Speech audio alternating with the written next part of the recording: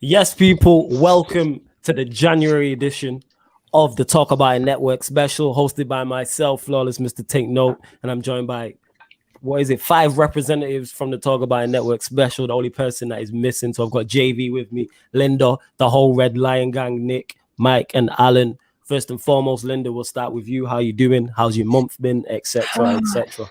Man, I can't complain. So 2021 so far has been good to me. So yeah, I'm doing good. Okay. Thanks. Excellent. Yeah. JV, what are you saying? You good? I know I see you all the time, but I still have to ask you anyway, innit? Yeah, I'm good. I'm personally good. My team's suffering at the moment, but I'm good. So, yeah. Let's not start. Let's not start. Belly full and that, you know what I'm saying? So I can't moan. I'm good. Let's not I feel start. like we're going to see JV's heartbreak live today. That's what it's looking like is going to happen. Nah, I got this. Composure. JV, you got this. Composure, lads, innit, fam? Composure. Nick, what you saying? You good? Good, mate. Yeah. Still a bit hungover from the Red Lion live that we did yesterday, but yeah, good. Feeling good. Like Linda, make sure you go check that out as well, people. Has it been a good month? Yeah. All right. You've been obeying lockdown rules, yeah. You've been obeying lockdown rules, fam. Yeah. Excellent. That's what we like. I've been doing a lot of editing and a lot of work in it. So this year, last year I don't know if I put out any videos. So I said this year I need to be putting out some music videos and doing a lot of that shit. Just kind of get the ball rolling again because I can't wait for lockdown to finish. So just been working, bro. So it's been good. 3 videos down already in January, so I'm happy. Work rate. That's what man likes to hear, and that, you know what I'm saying. Mike, what you saying? You good? I know you're blessed, but I still have to ask. You know what I'm saying? You gotta live and learn. But I'm not hungover. I was kind of reasonable last night, which is wild. Well, Nick went off the iBoard, I think. But middling, like bad points of the month, good points of the month, drunk points of the month, sober points of the month. Okay. Excellent, man. What man likes to hear. And Alan, you hear me? Last but not least, Alan, what you saying? You good? I know. Have you recovered from COVID and everything? COVID's all gone, fucked off, back to where it belongs. Excellent. So, I am all good. Like I said, I was dead lucky I wasn't ill. So yeah, I'm sweet. January's been pretty sound so far, and like you say, Red Lion's back on a Friday night, it's been everything this month. It's been a fucking laugh every week. So long may that. If you've not seen, man, if you've not seen the Red Lion picture podcast, you're missing out in it. Just go tune in on that. You know what I'm saying? Just go tune in. It's just pure drunkenness and banter. That's what it is, isn't it? That's all it is. Yeah, it's literally drink and banter, and then they'll throw in good recommendations for films as well in it. That's literally what it's for in it. So make sure you check it out. And if you've not seen this show before, it's just us doing a wrap up of the month. So all the current affairs, non-sporting topics on the channel. So yeah, make sure before we even get started, you hit the like button on the video. Make sure you share it across all your socials and subscribe to the channel in it. Subscribe to Sarcasm City TV. Hit the notification bell when you do. It's rolled to 2,000. I think we're just under 50 away, or just over 50 away from 2K. So yeah, man, make sure you hit the subscribe button. But Linda, I let you take it away with the first topic. Oh boy. Okay. So this month has been a lot. This month has been a whole lot. There's been so much going on in the news, but just started off with lockdown 3. So lockdown 3 was announced after we were all in sort of different tiers, depending on where in the country we were. So apparently this one's going to last until the 31st of March. What's everyone saying? How's everyone been coping with lockdown? Is anyone fussed at this point since this is the 3rd time round we're doing it? What's everyone saying? Yeah, I'm not fussed at all in it. Like it's not really changed much in it. I just can't go raving and partying. But mine is I seen a meme that said that, and it was like, you never realize how antisocial you was until lockdown happened and not much changed in it. So it is what it is in it. I'm living my best life during it in it. I know people are struggling, but I'm having a ball over it. I'm not gonna lie in it. Like I've had so much fun in it. That's just my thoughts on it. Go on, JV. Yeah, I'm used to it now. Like you said, it's Lockdown Part 3. It's the trilogy in it. I've seen the other 2 before. Seen the other 2 films before that, so this ain't nothing new. I really, apart from me going to radio, linking up with Flawless, and me going to work, I didn't do anything else anyway. So now I go to work and I still go to radio. Lockdown's not really affecting me too much, except for a Nando's, not every now and again. You know what I'm saying? That's where I am. You know what I mean? Like, yeah, seeing family and that, yeah, that's probably the only thing. But apart from that, yeah, I don't know what all the fuss is. You can just tell all the people who just don't like the house. They're the ones who are affecting lockdown. I like my house, so yeah, lockdown ain't nothing for me. Swear down. Any one of the red line gang in Red line how's it going gang. for you, lot? Yeah. I kind of miss like not hanging out with these guys as much because I guess we're doing what we'd usually do on Oh, the that's weekend nice, anyway, you know. like online. That's very sweet, man. That's nice. That's what. So yeah, it's been a bit difficult, like I guess that way. But obviously, still seeing the nippers and the kids and stuff. So it hasn't affected me so much like that. I do enjoy going out, so I miss like mid cocktail nights and mid going out to restaurants and shit like that. But I used to take it for granted quite a lot. Like when we could go out, but I do miss it. Like I have days where I'm like, I could go out and just have a nice drink or a decent meal somewhere. So it'd be nice when it's over. Yeah, like JV said, it's the third part of the trilogy, and like all trilogies, the third part's usually the shittest. Right. You got. I'm not used to it now. I'm just like, fuck off. I can't be arsed with it anymore. I can only drink so much in my house. I want to go out and drink with people. Mike, that is a lie. You can still go. You can still drink. Yeah, well, I can't. But do it, it's you, Mike. I agree, but what I mean is I like going out and making people look like twats while I go out drinking. I see. That's a whole like that's a life to me. Mike's party trick, that you know. Yeah. He just and he excels at it, just making you look. It's beautiful to watch. I miss this as well. Linda, you've been privy to this. Can we say? I have to say it's very special to watch in person. You get a lot through video, but subtle. it's not quite the same. It's subtle. It's subtle in person. Subtle in person. Never a word I thought I'd associate with you, Mike. To be honest, really not it. That as subtle as a sledgehammer to the face, I think. Yeah. Sure, subtle. Just change the meaning of words. Why not? Yeah. We're living in the Tory Britain. That sounds about right. I can do what I want with words. That's a fair point. Right, there we go then. Fair point. What about you, Alan? Yeah, the same as everyone else. Really, it's the same for me. I've just got to work, come home, and do fuck all else. I still see my dad. That's about it. That's all I did before anyway, other than drinking with these, and I'm still doing that on a Friday night. It's like literally the Red Lion podcast is every conversation that we have whenever we're drinking at Mike's or out in a pub. So it's just exactly that. Apart from I'm not cooking. And then I do miss that, you know. I do miss coming round and you making me food, especially like banging cheese on toast when I'm absolutely wankered. Yeah, boy. Yeah. That's true friendship right there, you know. It really is. Like, nice. The first thing he does is just go, right, what you eating? And I'll go, cheese. Because that's all I ever crave when I'm pissed. And he'll just go, right, okay, I'll be back in a minute. And he'll fuck off in the kitchen and come back with just some banging food. He's a good man. Well, yeah. Questionable, but all right.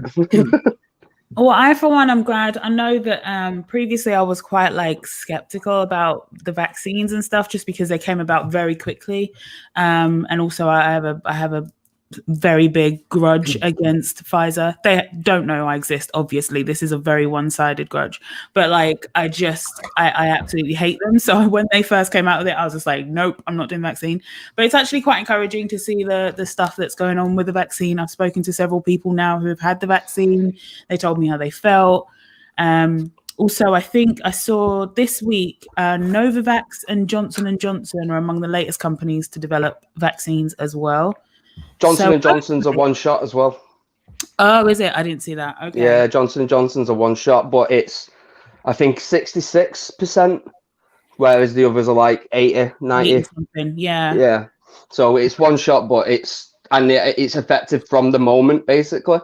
It's not like you have to wait 3 weeks or something like that. So it's a quicker uptake, but it's not as effective. But it's more reassuring that you can just have the one shot and not have to rely on the Tory government to give you 2.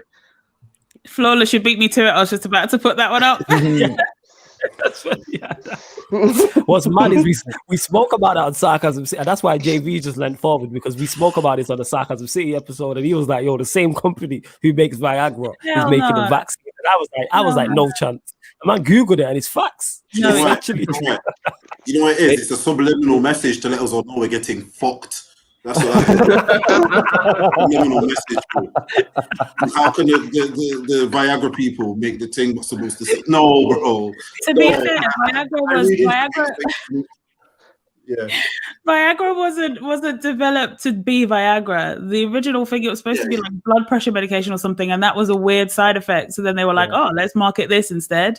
So to be fair to them, that's not why I dislike them. It is, I think they're good at, I guess, coming up with stuff, but I don't like what they've done in like testing in Africa and stuff like that. That's the bit that gets me. So, but I mean, also the Viagra thing was just funny.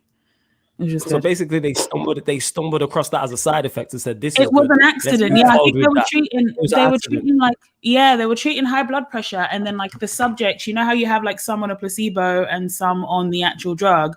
Well, the ones that were on the actual drug like just kept having. I got stunk on.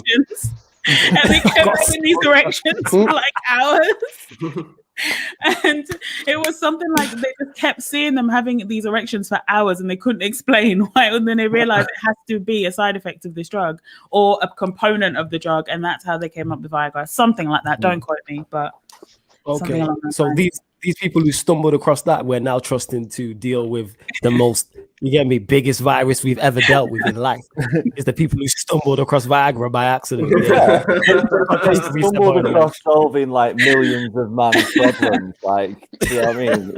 They literally saved lives with Viagra. Like, it was a happy day. Saved relationships. A lot of men. They saved a lot of relationships and made a lot of babies. That might be why, that could explain why they were so quick to have the Viagra vaccination. Maybe they were testing for something else and then they went, "Oh shit, this cures COVID." You never know. Yeah, like it's a malaria drug or some shit like that, and they just went, "Oh, what happened?"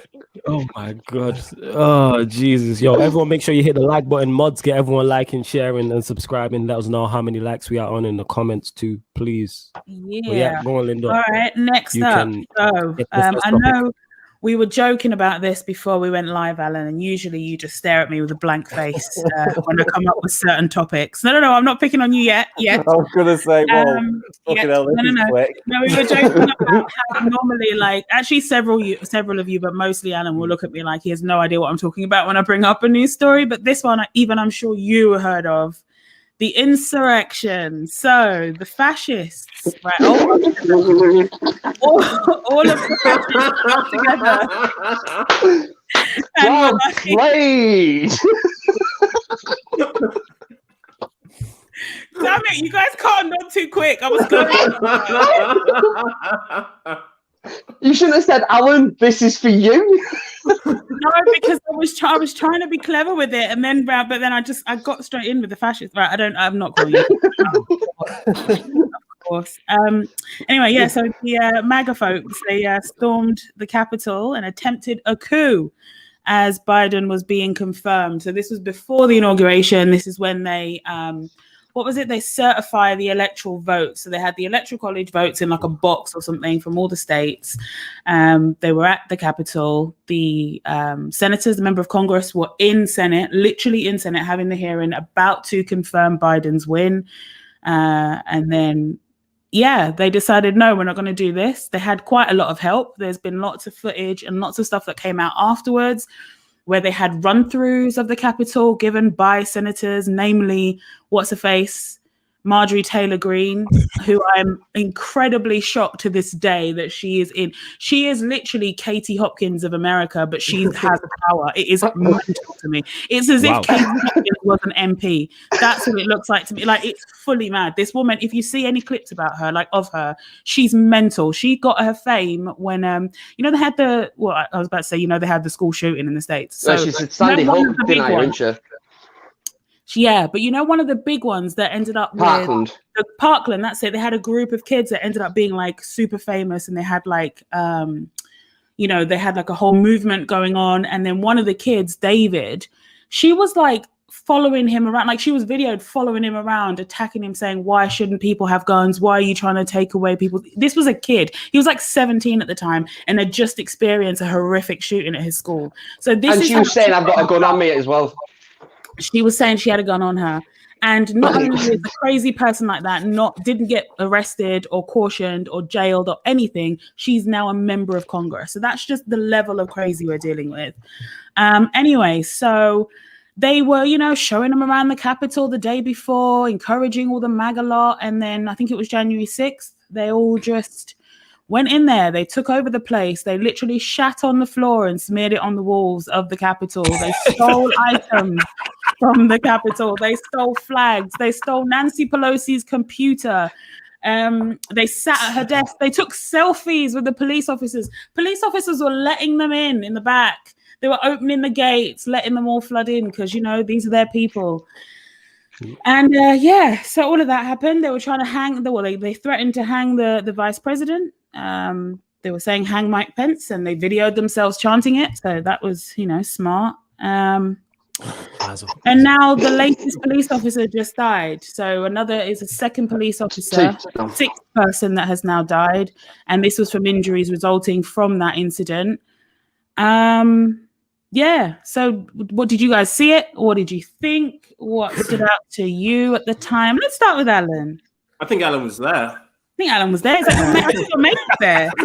They are not my people.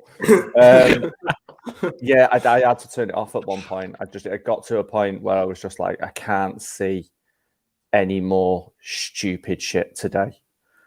It was everywhere, and it was everything about just bad decision after bad decision after bad decision. It was like watching a film, like a really far-fetched, stupid, like a White House Down or one of the other ones where they try and save the fucking president and everyone's attacking. It was one of those really ridiculous scenes that was still real life, and I was just like, I can't watch it anymore. Just cannot.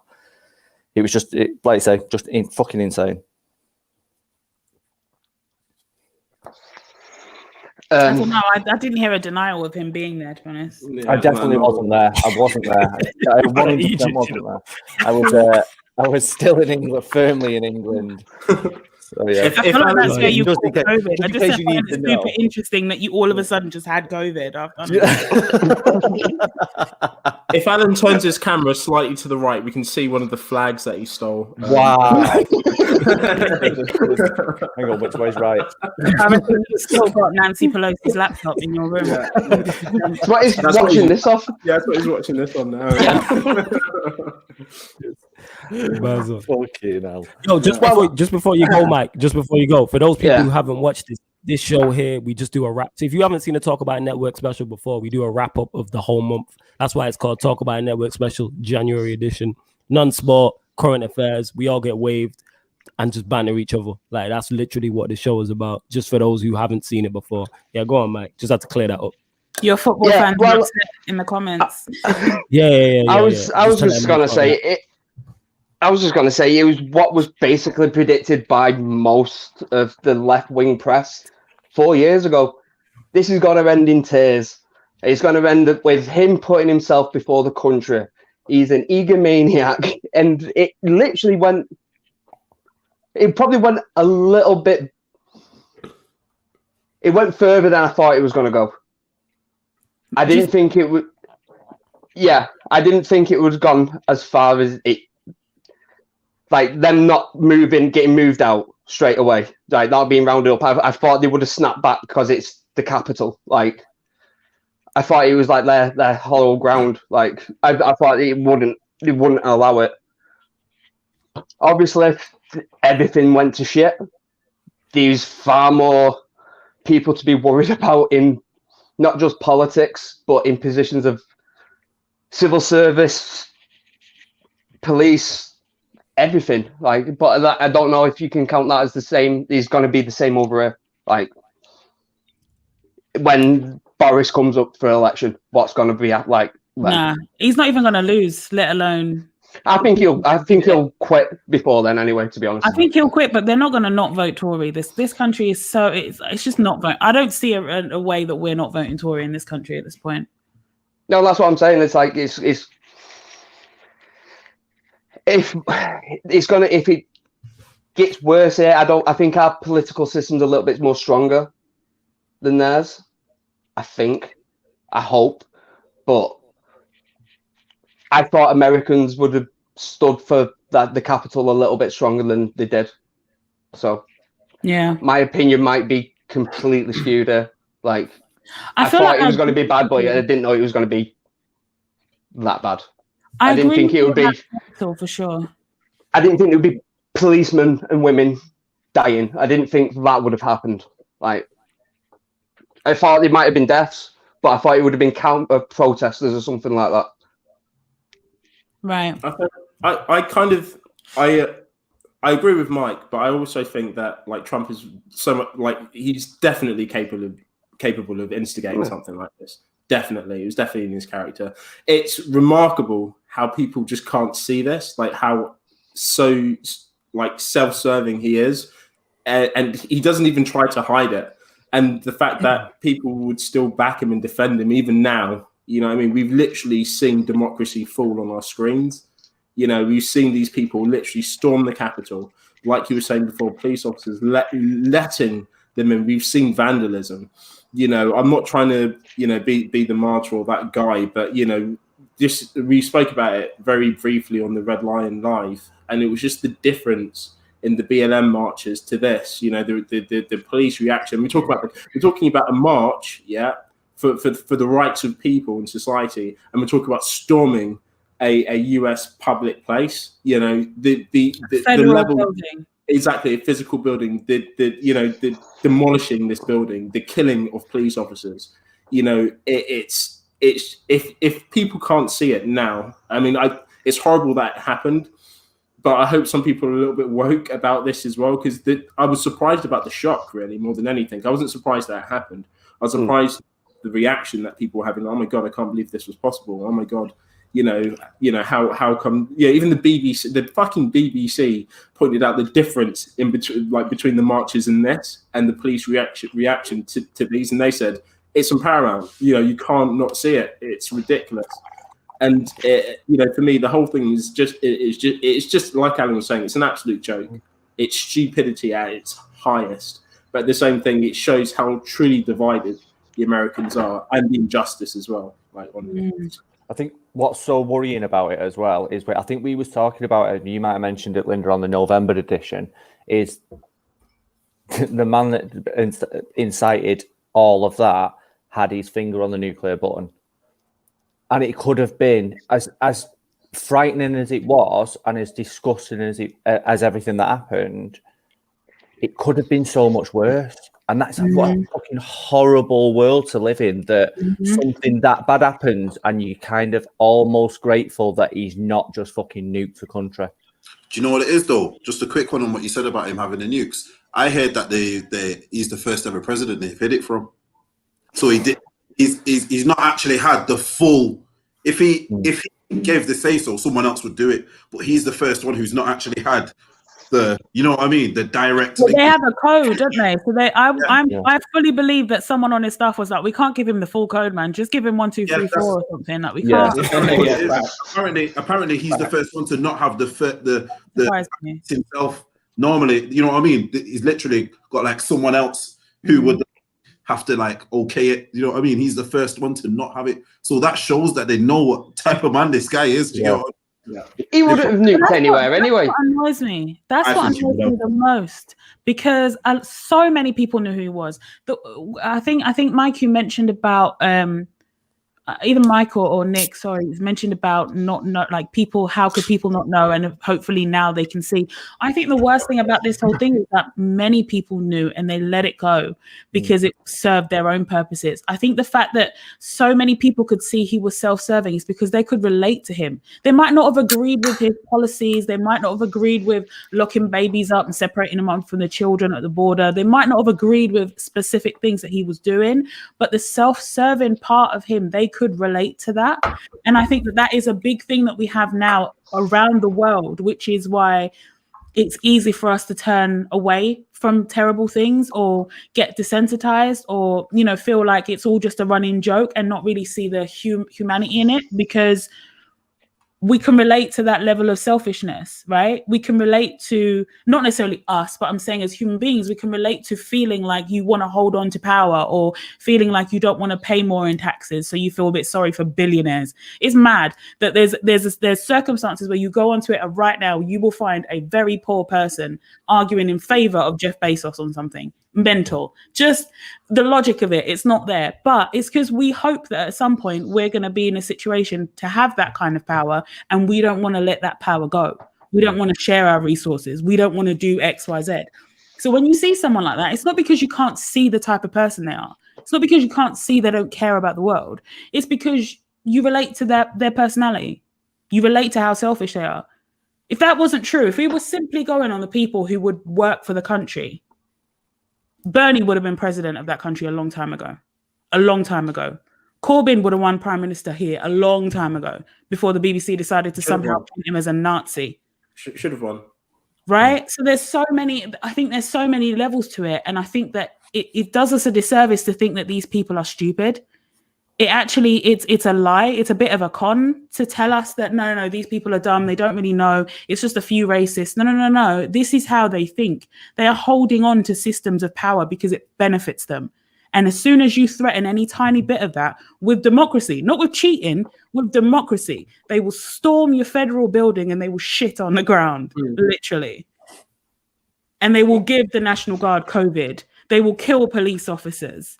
They will threaten to hang the vice president, even though he's in the same party they voted for. They will threaten to kidnap senators, right? They will do all of this stuff. And then they will go back home and they will tweet about how ridiculous it is that BLM protesters looted a Target and how we should feel bad about the Target chain. Yeah. The vandalism of statues, that was terrible. Right, the statue thing. Oh my God, our slavers. Like, we need to remember our history. These are the same people that are erasing episodes because they're like, Golden Girls had mud masks on and it looked a little bit like blackface. So they deleted the episode. But they don't want to get rid of statues of slavers. Make it. The thing about it all is it's literally like in America now. Yeah, 1 second. I don't know why my TV's just come on. Sorry about that.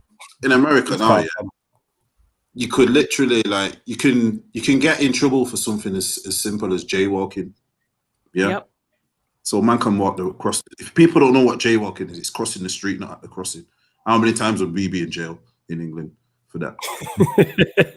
Man can run up where the president and all the politicians and just imagine a group of 10 guys, no matter what creed, color, or race, ran up in, say, Parliament. Yeah, how quickly would police be mobilized? They wouldn't get there. They wouldn't get there. They won't get to the door. Do you remember that terrorist? Do you remember that terrorist like 4 years ago? I had a knife on Westminster Bridge. Man was killed on that bridge. He didn't even make it. Shot down. Yeah. He was on the bridge and he was killed right there and there. Yeah. There was one that drove into the front gates of it was one of the Parliament buildings, wasn't it? Drove into the gates in like a fog. Oh yeah, and then shot straight away. There's been a few there. Yeah, there's been a few down there. But then even the same building in America where they stormed, a woman did that. A woman did that a few years ago and was killed. Actually, was in a car accident, and her car managed to go through the barrier. Yeah, so she's not gone through it herself. She's been crashed through that barrier, and she was dead immediately, like on the spot. No question to say like let them. No warning. No nothing. Shot, bang, bangs, dead. Shot in the car, dead. And you're telling me these people can walk up there and do that? I don't believe it. And these men had zip ties. They had zip ties with some of them had guns. They had like Molotov cocktails were hid. These pipe bombs.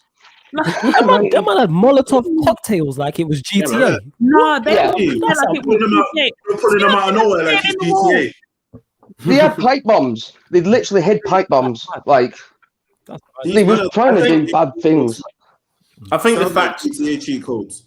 The facts show us, like if you take like history and what's happened in the past to the present and the politics and how it's happened, the reality is there's only one answer to it, and it's the reason why they were allowed to go in is because that's what they wanted.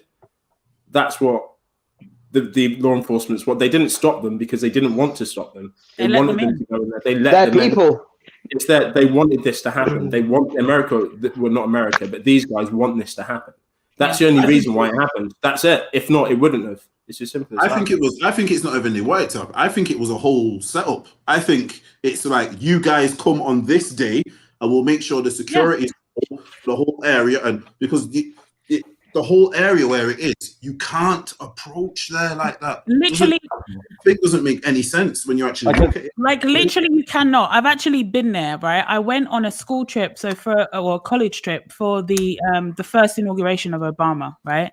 The night before, so this isn't just on the inauguration. Obviously, on the inauguration, it was like the security was insane levels, right? But the night before, there was a concert out there, and even if you just look towards where the Capitol is, this isn't like a building that you can just run up on. It isn't. There are so many bits of security before you even get anywhere near the steps, let alone the building itself. And these people rushed it. They were scaling walls. They were walking through. They were being let through gates. They were just walking in. They walked in. They walked in. Yeah, they walked in with weapons. So yeah. That's why I can't take anything what happens in America serious. Something could happen tomorrow, major, and everyone be like, "Oh my god," crying. And I just think it's itself. It's like what happens over there. It's like, oh, so what happened to what happened to your trigger happy policeman? This is the #1 country in the world where you can get shot. Police. That man disappeared. Exactly. Do you know what I mean? I've been America before, and literally. I've seen police. I've seen police draw guns on people. They have the clip off. Draw guns on us because they didn't know. Clip off the holster, ready. Yeah, it's just there. They're ready to pull at any moment. But these man walked in. Okay, that's what I'm saying. Man will shoot you for a traffic stop. Yeah, man will shoot you. Like I said, for jaywalking. Man will shoot you for. You know what I mean? Probably if I was in the street having a fight with someone. And I didn't hear, I'd probably get shot or a warning shot would get fired to stop it. Oh, no, they'd probably just shoot me in my back or something. Yeah. You know, but you're telling me man can commit an act of terrorism. That's what it is. I don't care what color, creed, race you are. Anyone who does that, that's terrorism. You're going against the state. If this was the medieval times, they call it treason. They'd be getting hung. Yeah. Still carries a death sentence over there, doesn't it? No, man will tell you treason. Yeah, that's the only thing what does. Yeah. They were so sure though. They were confident. They'd get away with it, which is why that woman still kept putting her head through that glass, kept putting her head through that window, and the police officer's pointing a gun to her face, and she's still going no. And he said, "Move your head back," and she said no, and he had to shoot her. Yeah. She was that confident that she could do that. She was that confident that she could stare at a policeman's gun in her face and still get in that room. She was that sure. She bet her life on it. Died for it. She was that sure. One second, that happened to the person who died? Yeah, you know the woman that was the veteran. So she was the Air Force veteran. Don't laugh. She voted for Obama. She voted for Obama for the first time round. Then she voted... was it Mitt Romney second time? Yeah, she voted Mitt Romney, then she voted Trump. And then she was so sure that she was getting in that. So there was a door, and there were 2 Capitol police officers that were behind that door in this room, keeping I think 3 or 4 senators in that room. So literally they had their guns drawn towards the door. They were like, no one can actually come past here. They had barricades on the door, and they'd somehow broken one of the glass panes. She had her head through it, like, I'm gonna come in, and he's like, no, with this gun in her face, and she still didn't move, and that's how she got shot. Well, you know what? I see me. Yeah, I have no sympathy for idiots. So that's what I do. That's stupid. If someone points a gun in your face, yeah, and gives you an order, and no doubt he's shouted this order, clenched, finger on the trigger, don't do this, and you go, I'm gonna do it. Expect a bullet. I have no sympathy. I really don't, because that's stupid. If I'm here like this, ready to punch you, punch me, and I punch you, you can't go, oh, you punched me. You know, that's like a really version of. No, but do you know why I have a hard time with that? Do you know why I have a hard time with that? Because people like her have clearly been manipulated. Oh, she's got mental health issues. People like her, she has clearly got several different mental health issues, particularly, potentially, PTSD from being a veteran, right? She's probably seen some messed up shit, and she has come home and she has been treated like garbage, because they still treat their veterans like garbage, even though they say they love their veterans and whatever else. They treat them like crap. And then she's probably gone through some stuff and then somehow gotten hope from this Trump dude. And he obviously does not care about these people one bit. And I think that people like that get manipulated very easily. And people like Trump know who they need to target, know who to manipulate. And she has been manipulated to think that a loaded gun in her face doesn't mean anything. To the point where she died for that. Now, I'm not saying anything that she did was right. Obviously, I'm not here like, getting the sympathy out and the violins and whatever else. But that's what makes what people like Trump do so heinous to me. Because not only are they self-serving and doing all the wrong things and whatever else, but they manage to manipulate people into giving up their own well-being and sometimes their lives for a cause that is nonsense. There was no cheating in this election. There wasn't any. But he spun it, and to the point where these people genuinely, a lot of them genuinely believed that the election was stolen. 100% with their fibre of their being. They were ringing up schools and telling schools to stop teaching their kids on Zoom about Biden being the next president. It was that deep. Like, these people believed it in their soul that it was a fraud. You've got to say that's got to have something to do with them not having a public news system, an impartial news. Like, at least as much as the BBC gets flack, it's still. You can still call it fairly impartial. They're not going to give you the spin of Fox or MSNBC, whatever, either side. You're not going to get that. You're going to get heavy right-leaning, but you're not going to get as much dogma about a political party as you would do in the States. The BBC is English. They invented the language. They will know the perfect. Do whatever they want. So even it might not seem as if we're getting it like that, but they'll. Yeah, I don't want to agree with that. They'll get their message. Okay. Would you trust the BBC when it comes to our election news? I don't trust any sort of news. No. I see what you're saying, Mike. I see what you're saying. So the only thing I wouldn't trust is anything leading up to the result. That's what I would. Yeah, I'm on about. Would you think they would fudge the results? Do you remember the way they darkened the image of Corbyn? He had a winter hat on. They tried to make it look like kind Soviet, of kind of Serbian type situation. You remember that? I didn't like that, but I see what you're saying, Mike. If they told me, a certain number of votes went this way, a certain number, and it was a hung parliament, whatever else, I'd be like, no, that clearly happened. I'd believe that. Unlike with Fox. Do you know what it is? And both sides in the States fight against each other, because it's a country based on capitalism. Yeah, everything's about earning a dollar, so there's never going to be someone telling you just the clean facts. It's going to be people trying to make money, and how do they do that? By riling up the base, if that be the left or the right. So it's one of them. Trump is why that's why Trump ended up being president anyway. Capitalism, like Linda said before, people in the States, it's capitalism. They don't deem any socialistic values the same way as we do over here. Like, they don't see that the NHS as us is our bread and butter, it's our backbone. Like, they don't have that, and they don't understand why you would want that, which is wild. But it's one of them. I won't really trust any sort of politics from when they made everyone vote, and then at the end of everyone voted, they went, "Oh, it's a coalition. We'll just put them together." That's when I was like, "Yeah, It's done for me. You can't ever tell me again about a whole, this party and this party, we do different things. And then at the end, you just go, oh, we'll just put them. So you was going to do that from the start. You know what I'm saying? You don't just make that decision overnight. So for me, what we all have to understand about politics is these men all go to the same school. The dads went to the same school. The granddads went to the same school. TV argue to us after they finish.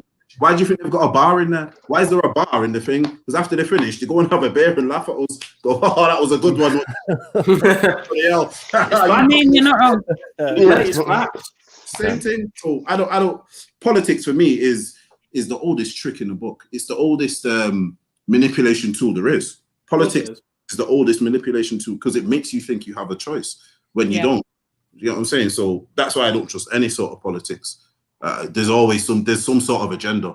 You know what I mean? Even if they come to me and helped me out majorly in my life and or helped a whole area or a whole country, say, I'd know there's something behind it. Do you know what I'm saying? So they're gaining from it. There's always a motive kind of thing. They're gaining from it somehow. It's not them helping you out. There's something they're gaining from it, obviously. But they don't hide that. They don't hide that, in fairness. Like, even in this country, like, they are open about that. You know that they're benefiting from the shit. Say COVID, for example. You know what I mean? And just in this country alone, and how slow they were to actually bring in this lockdown. If you think about what they've gained during this off the backs of people, from the people that have died during this year, the numbers are just astounding. But they don't hide it, man. Like, it's just open. We all know it's corrupt, but we still vote. You know what I mean? Because people need it. You know, if not, what else is there? You know, we can revolt, but that's going to lead us back to politics again. So I feel like it's not really. Well, I think it's because we need it, right? We don't have a choice. We have to, and I think that's why con men find it's such a great hustle for them, because it's never going to go anywhere. Even if you have a revolution, essentially at some point, once the revolution is over, it has to go back to some kind of normality. There has to be some kind of government in place. So there'll always be a place for them. Yeah. Always. Yeah. Should we lighten things up a bit? Because it's got. Yeah, let's make dick jokes. Well, speaking of dick jokes, I don't know. Let's go, Linda. Terrible. Linda, you've done one. Linda's done one. No, I haven't. You just did. Yeah, where's this going in that, innit? On a private chat, tell me what's going on, because I'm lost. Let me tell you. So I don't know if you guys heard this, but there was a rumor it started on, I think, Twitter or maybe Instagram, that Kanye West and Jeffree Star had a thing together, right? So if you don't know who Jeffree Star is, I hadn't thought of a way to describe who he is yet. He is he's not trans, so I don't think it's offensive to call him a cross-dresser. Actually, no, I won't do it. So basically, non-binary. No, he's not. He identifies as a Lily male. Savage. Is that what we're saying? The American Lily Savage. He's kind of like a white RuPaul. Yeah, American Lily Savage then. American Lily Savage, isn't it? He doesn't do drag in the way like RuPaul does drag. Like so when Ru is not doing drag shows, whereas Jeffree Star is a makeup artist. Jeffree Star is a okay. So Jeffree, I'll just say what he actually does, and you work out what he is from that. But Jeffree Star is a male. He identifies as male, and he's a makeup artist. So he came up doing makeup, but he also wears makeup and dresses as a woman, but does not identify. JV's given up. Fuck this. Anyway. All you need to know about Jeffree Star is he's problematic as fuck. Like he's had moments where he said N-words. He's a horrible person to me. But anyway, there was this whole rumor that got started, and it was started by a girl that is known for doing TikTok videos where she licks airplane toilets for challenges. Shut up. So no, seriously, that's 100% what she does. She makes TikTok videos. She did a whole challenge licking toilets on the airplane. Void. Anything she says after that's void. But Thank you. So, straight away. She's literally a shit talker. She's literally a shit talker. Literally. You are the definition of a shit talker. Literally. Shit mouth. Take your shit mouth out of it. She is literally a shit talker in it. You are literally in it. You know what I mean? No one wants to hear your toilet seat tongue. You know what I'm saying? You know what I'm saying? Skid mark on the back of it. Yes, get the fuck out of here like that. You know what I mean? Nobody wants to hear your toilet lid lies. You know what I'm saying? Only in America. Only in America would someone listen to it. Wait, JB, that's the name of the episode. Toilet lick lies is the best thing ever.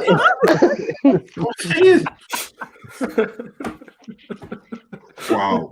You know how pleased I am that I came up with those two back to back out the park. You hear me? Out the, you know what I'm saying? Oh my god. Toilet lick lies is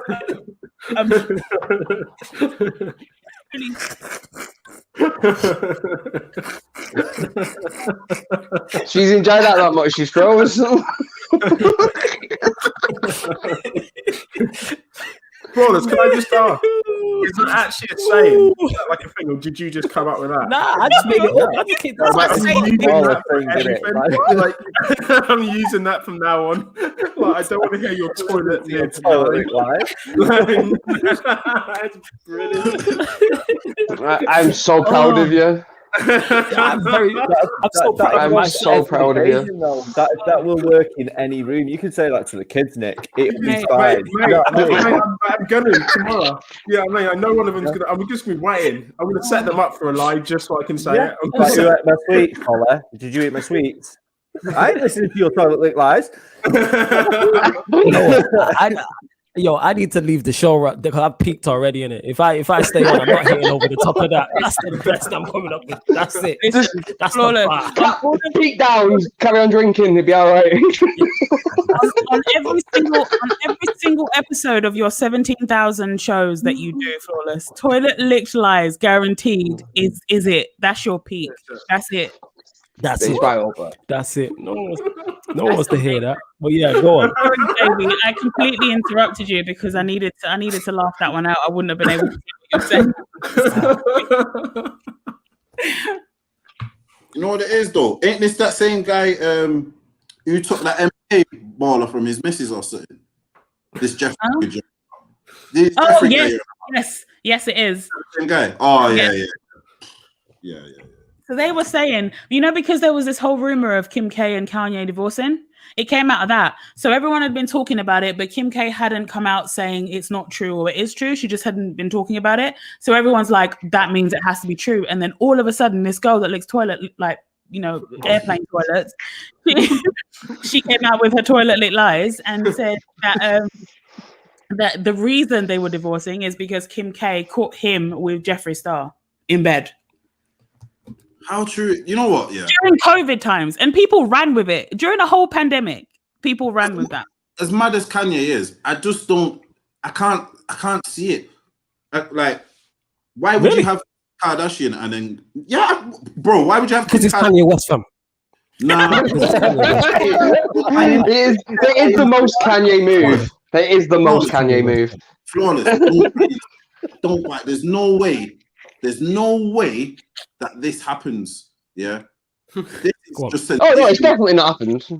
But see what it is, a lot of shit about Kanye. There's you can't say that this would be a Kanye thing to do, man. This is a lot. When I saw it, I was like, yeah, I get that. I didn't know who he was, and then I googled him, and on one of the pictures, he looks pretty like him. Like he ain't far off.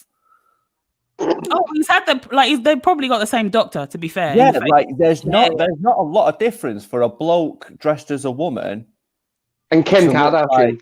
Yeah, there's not a great deal. It's not miles, Let me find the picture. What's his name? You would consider it? Hang on. I would not consider it, no. But I mean, you think that there's not too much. Alan, what are you trying to say, bro? Not my people. Alan, what are you trying to say, man? But no, there's not like a whole Look at Well, there's a whole. There is a whole difference. Red line doesn't have any of it, by the way. Alan, We as a company did you cannot say- back anything. Sorry, Alan, did you just say a couple of minutes after you said there's not much difference between Jeffree Star and Kim Kardashian? A whole is a whole. Is that what I heard? I absolutely did not say that. No. Mike said Mouth to mouth. No. That's not what I said. Something quickly. The views of Alan are not the views of Jay. Disclaimer, yeah. The views of We just Alan need to disassociate ourselves as far away from this view as possible. Like, it's far away. Maybe you're serious because his hands are like. Nope. Alan speaks for himself, man. Yo, Alan speaks for himself. Mike said, the way Mike said there's no difference, and he was like, no, there's a whole difference. A whole difference.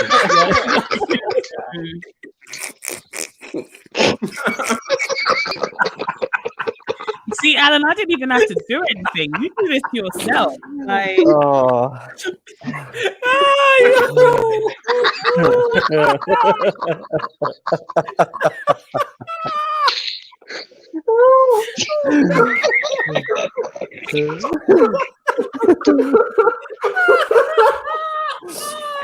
There's a whole difference.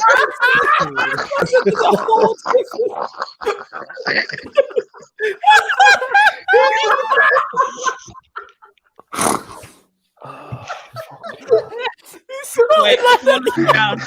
Oh, so is Mike. Mike is down. He turned his whole camera off. He's out. You snorted like that, yo. Oh my god,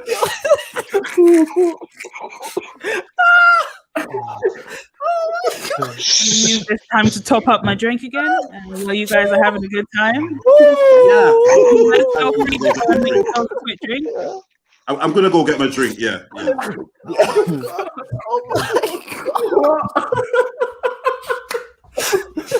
Comment saying, I think they're having a good time. You guys having a good time? Yes. Oh, I'm not gonna ball over Oh, Always. I think Mike shouldn't drink anymore. On the rumors. Yes, Jacob. We love to see it. Oh, shit, in the You're in the right place, Jacob. This is a professional chat. You are right. Oh Jesus, yo! The channel's called Sarcasm City, Jacob. You know what time it is. You know what I'm saying? And that. Whew. Yo, the joke was funny, and then it's that laughter afterwards. You get what I'm saying? Whoever was snorting, that had me in bits. Not snorted in a beautiful way. All right. Fantastic. I love it. To be honest. It's my favorite. It means someone's having a great time. It just comes out. Oh, what's that, Alan? That's It's me. Yeah, it's me. That's what I properly go. That's what I really got. What I've got. well to You see what I put the show together, people? But the laughter bath, that's fire. That's fire. That's fire. I said the laughter bath. That's the name of fire. an album for someone. I'm taking that. I might use that still. Surprise, surprise. She actually came out and admitted later, after the whole thing went viral for like a day or two on Twitter, she came out and said, actually, you know what? I made that up. I'm chatting shit. Yeah, she just said it. And to be fair, I'm right into that. It's not often that people do that. A lot of people talk a lot of shit on the internet and then just kind of stick with it. And she was just like, guys, I made it up. It's like that's the top level troll though, surely. We just I don't give a fuck. Yeah. Nah, she had a call from someone's legal team, mate. She had a call. She said, you know what I mean? So I said, oh yeah, you want to make up lies about me? Yeah, lawsuit. You know what I'm saying? And she got the claims now. She said, you know what? That's fine. I make toilets for a living. I don't think so yeah, I'll just play that one. I'll clear that one off your name, Kanye. It's not like there's going to be one of her fans that are going to be like, oh, she was lying? Like she's like a reputable person. How I don't believe it. I'm never going to listen to anything she says again. It's unbelievable. Yeah, my confidence in her is now shot. She looks fucking toilets. Like, this is like, that's like, you know what? Right, that's where it would never stand in court because the like, right, okay, and so what do you do for a living? Well,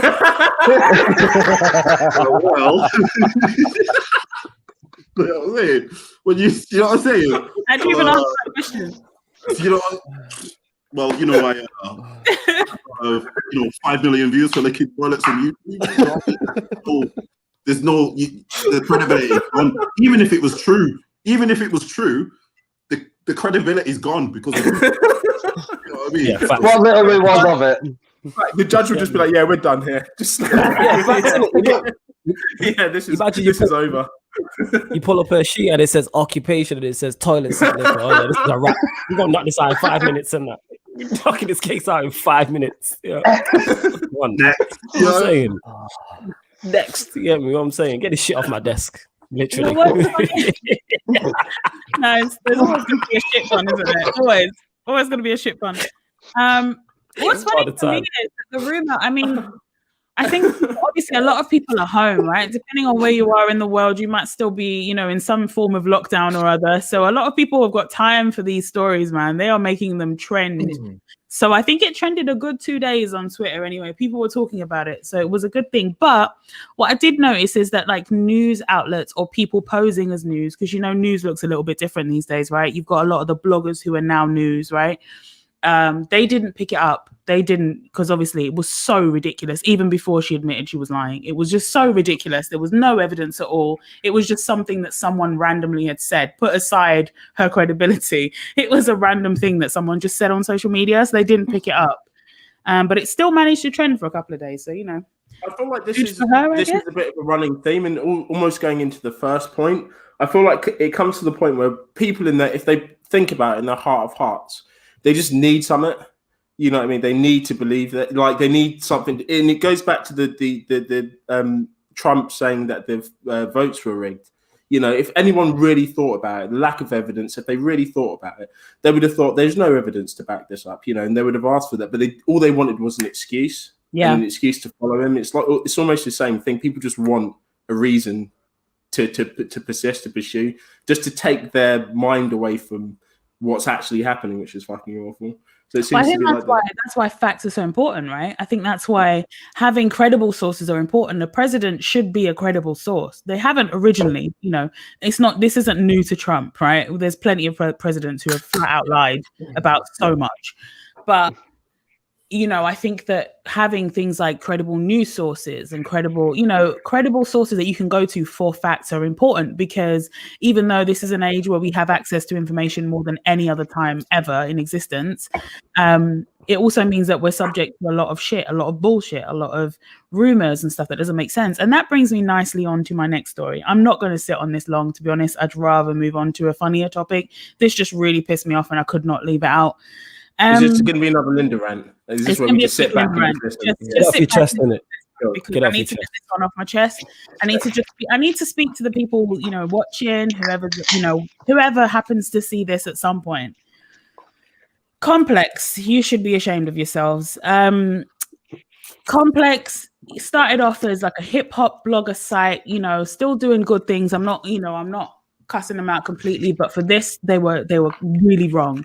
They are now seen as a credible source of hip hop news. They've been going for a couple of decades now, and they just need to be doing better. They need to not be out here putting stories like they're a 16-year-old on Twitter. I'm over it. You need to do better.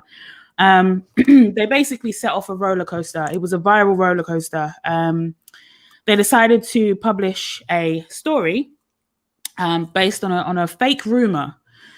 So annoyed that I'm talking about this, but they decided to publish a story based on a rumor that Tory Lanez charges against, shooting, Megan Thee Stallion in the foot, that his charges had now been dropped and that the case had been dismissed or something to that effect. That was what the rumor was.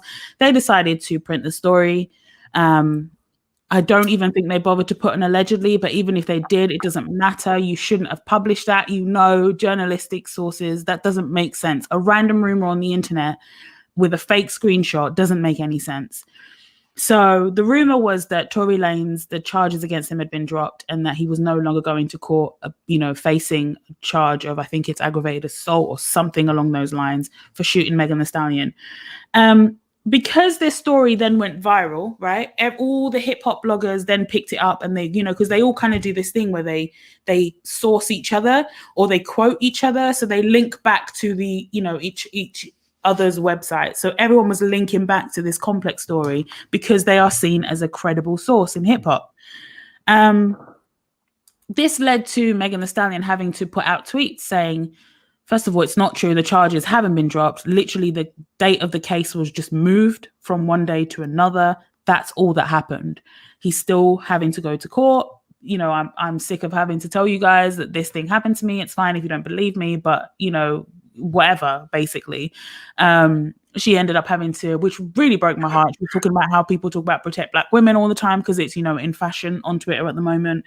But actually having to follow through and do that.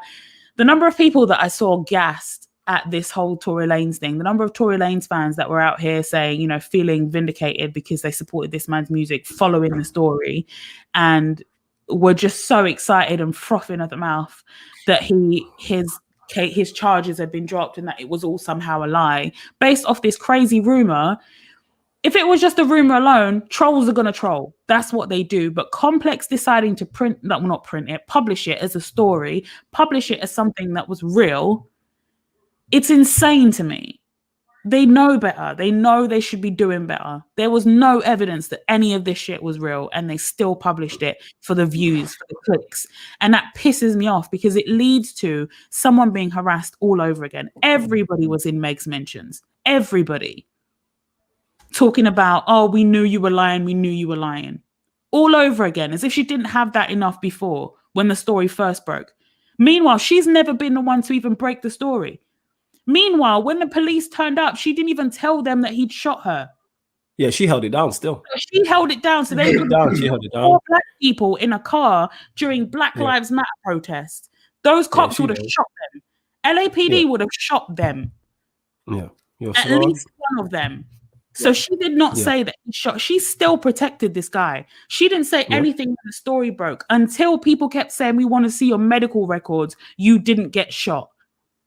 And now, again, in 2021, because Complex decided to publish a story for the views on this ridiculous rumor that had absolutely no basis, she's had to come out again and be like, the case wasn't dropped. It's just changed. The date has changed. That's all that happened. The court date moved from this date to this date. He's still going to court. And it just pisses me off. People were so ready to believe this bullshit. And all Complex had to do was a quick Google search. A quick search would have showed that his case is still going. But that just goes to show, like, even a publication like Complex will do anything for clicks. That's all they care about is clicks.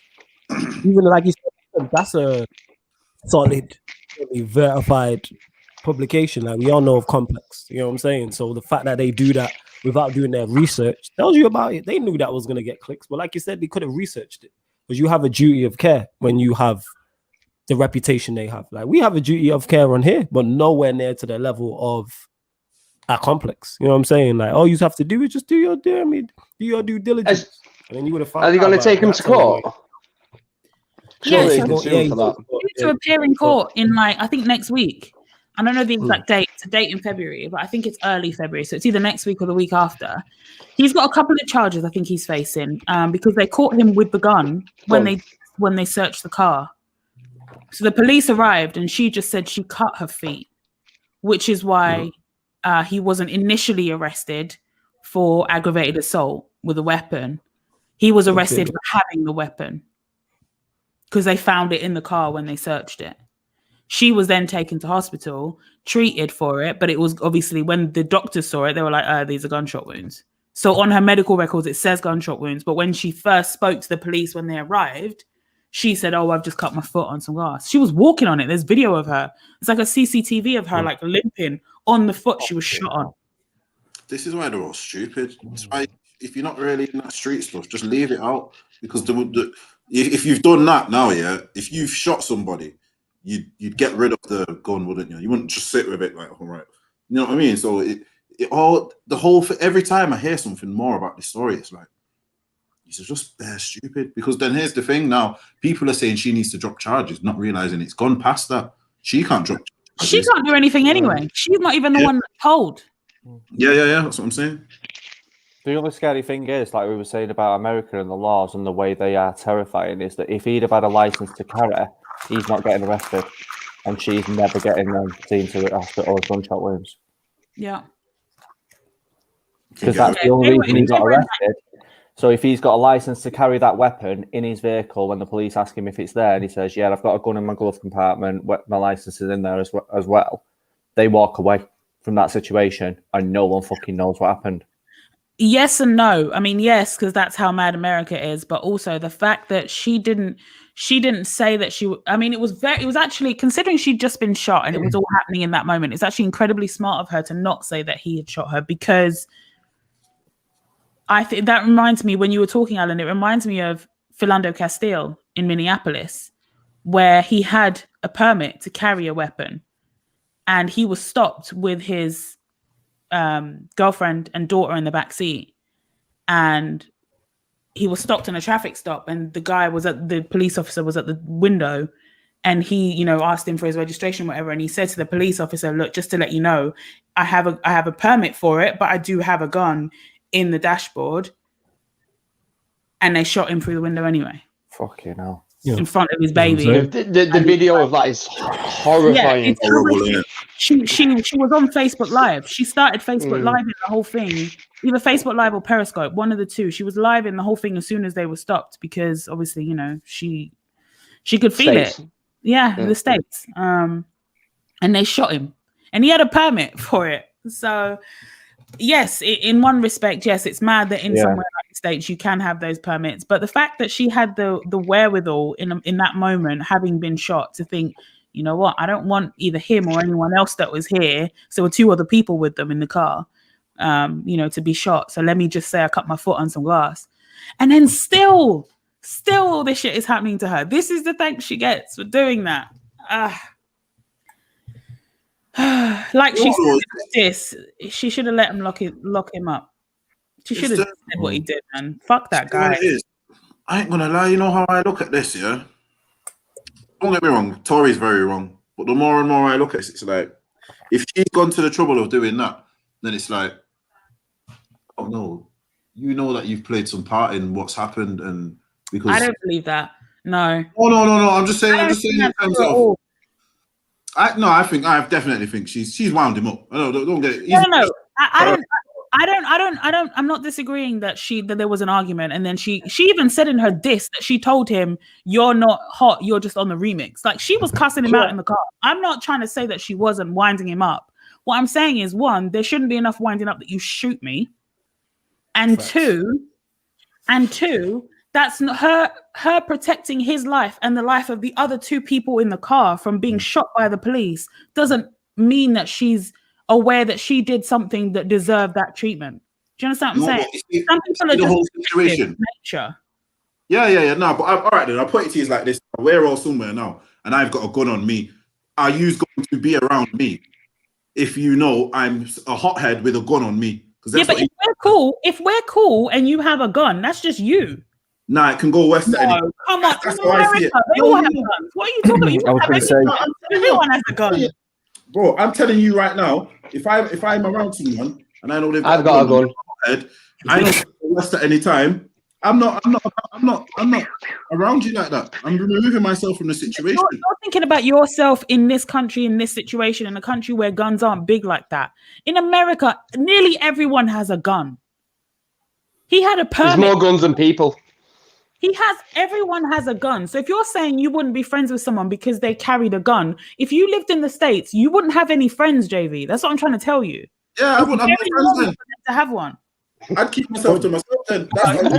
You would though, because you'd be brought up in a society where that was just a normal thing though. Right. You wouldn't have your mindset and everyone's just got guns. You'd have their mindset where that's perfectly fucking normal and acceptable, and everyone would have guns.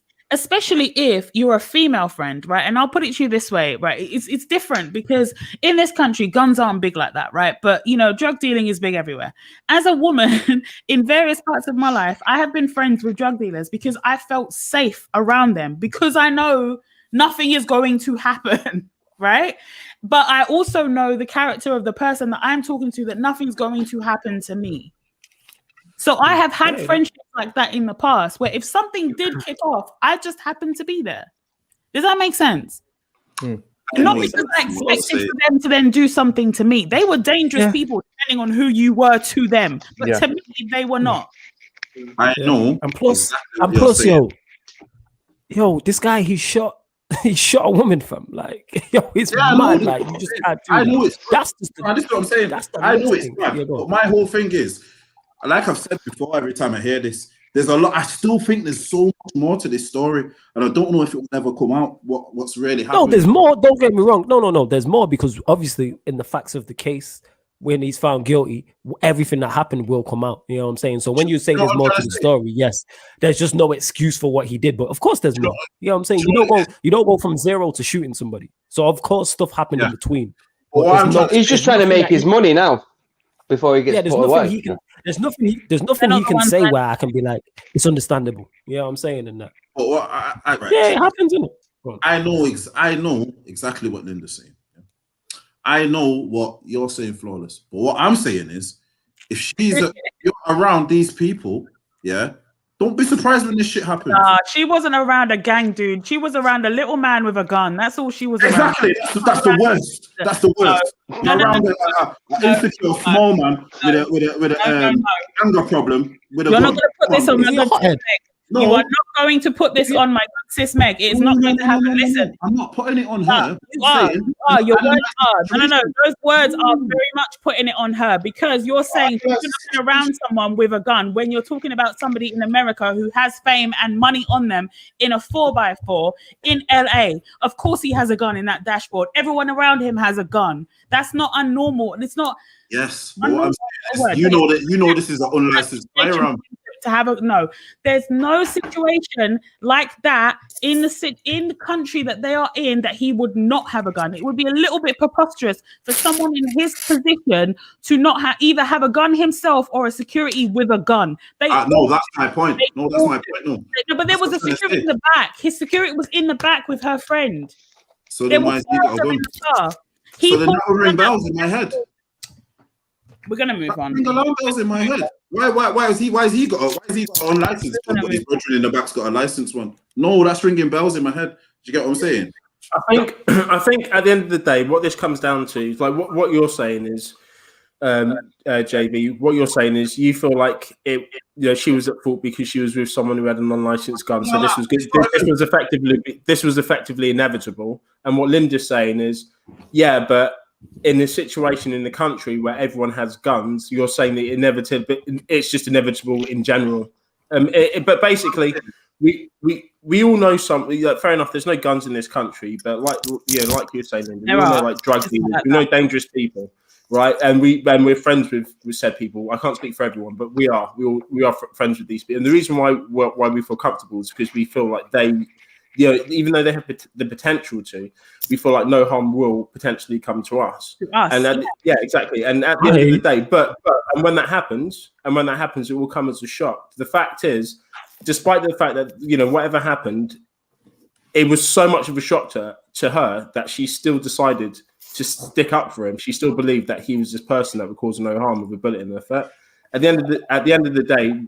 Obviously, something escalated. There's more to the story, definitely, but there's no way that she couldn't have been in this situation because it's inevitable. She will be. If it was him or someone else, they would have had a gun, and she would have surrounded herself with it. And to continue on that point, Nick, it's inevitable that she would have been in a situation with somebody who has a gun. So it's very, very important to acknowledge personal and individual responsibility for your actions. Okay. Yeah, I know that. No. In somewhere like America, several people have guns, but your decision to shoot somebody is your decision. So it cannot be put on the people that are in the car with you because you had a gun and they maybe knew you had one. No, it has to be on the person that decided to shoot that gun. You can't be around hot-headed people with guns. Any conversation that takes away from personal responsibility of the person that owns and then shoots a gun is victim blaming. And that's what gets me annoyed, because you may not be sticking up for Tory Lanez, but you're part of a conversation. All right, then. But I'll put it to you like this: blame on somebody who had only the part in being shot. All right. You know why I'm probably coming. You know the angle I'm probably coming from. I'm probably coming from the angle of a parent, because I'm telling you right now, her mum said the same thing to her. 1 second, no, I just got to do something. 1 second. I bet you one thing. Her mum said the same thing too. My mum died before. Well, whoever loved ones would say the same thing. Any older or loved one would say, "Why was she there with the person?" Let's move on before I get irritated. Let's move on. It's true. You can't be around if you're not sure of people. Yeah, and what they're she on. was sure of him, but he shot her anyway. Well, then you went 100%.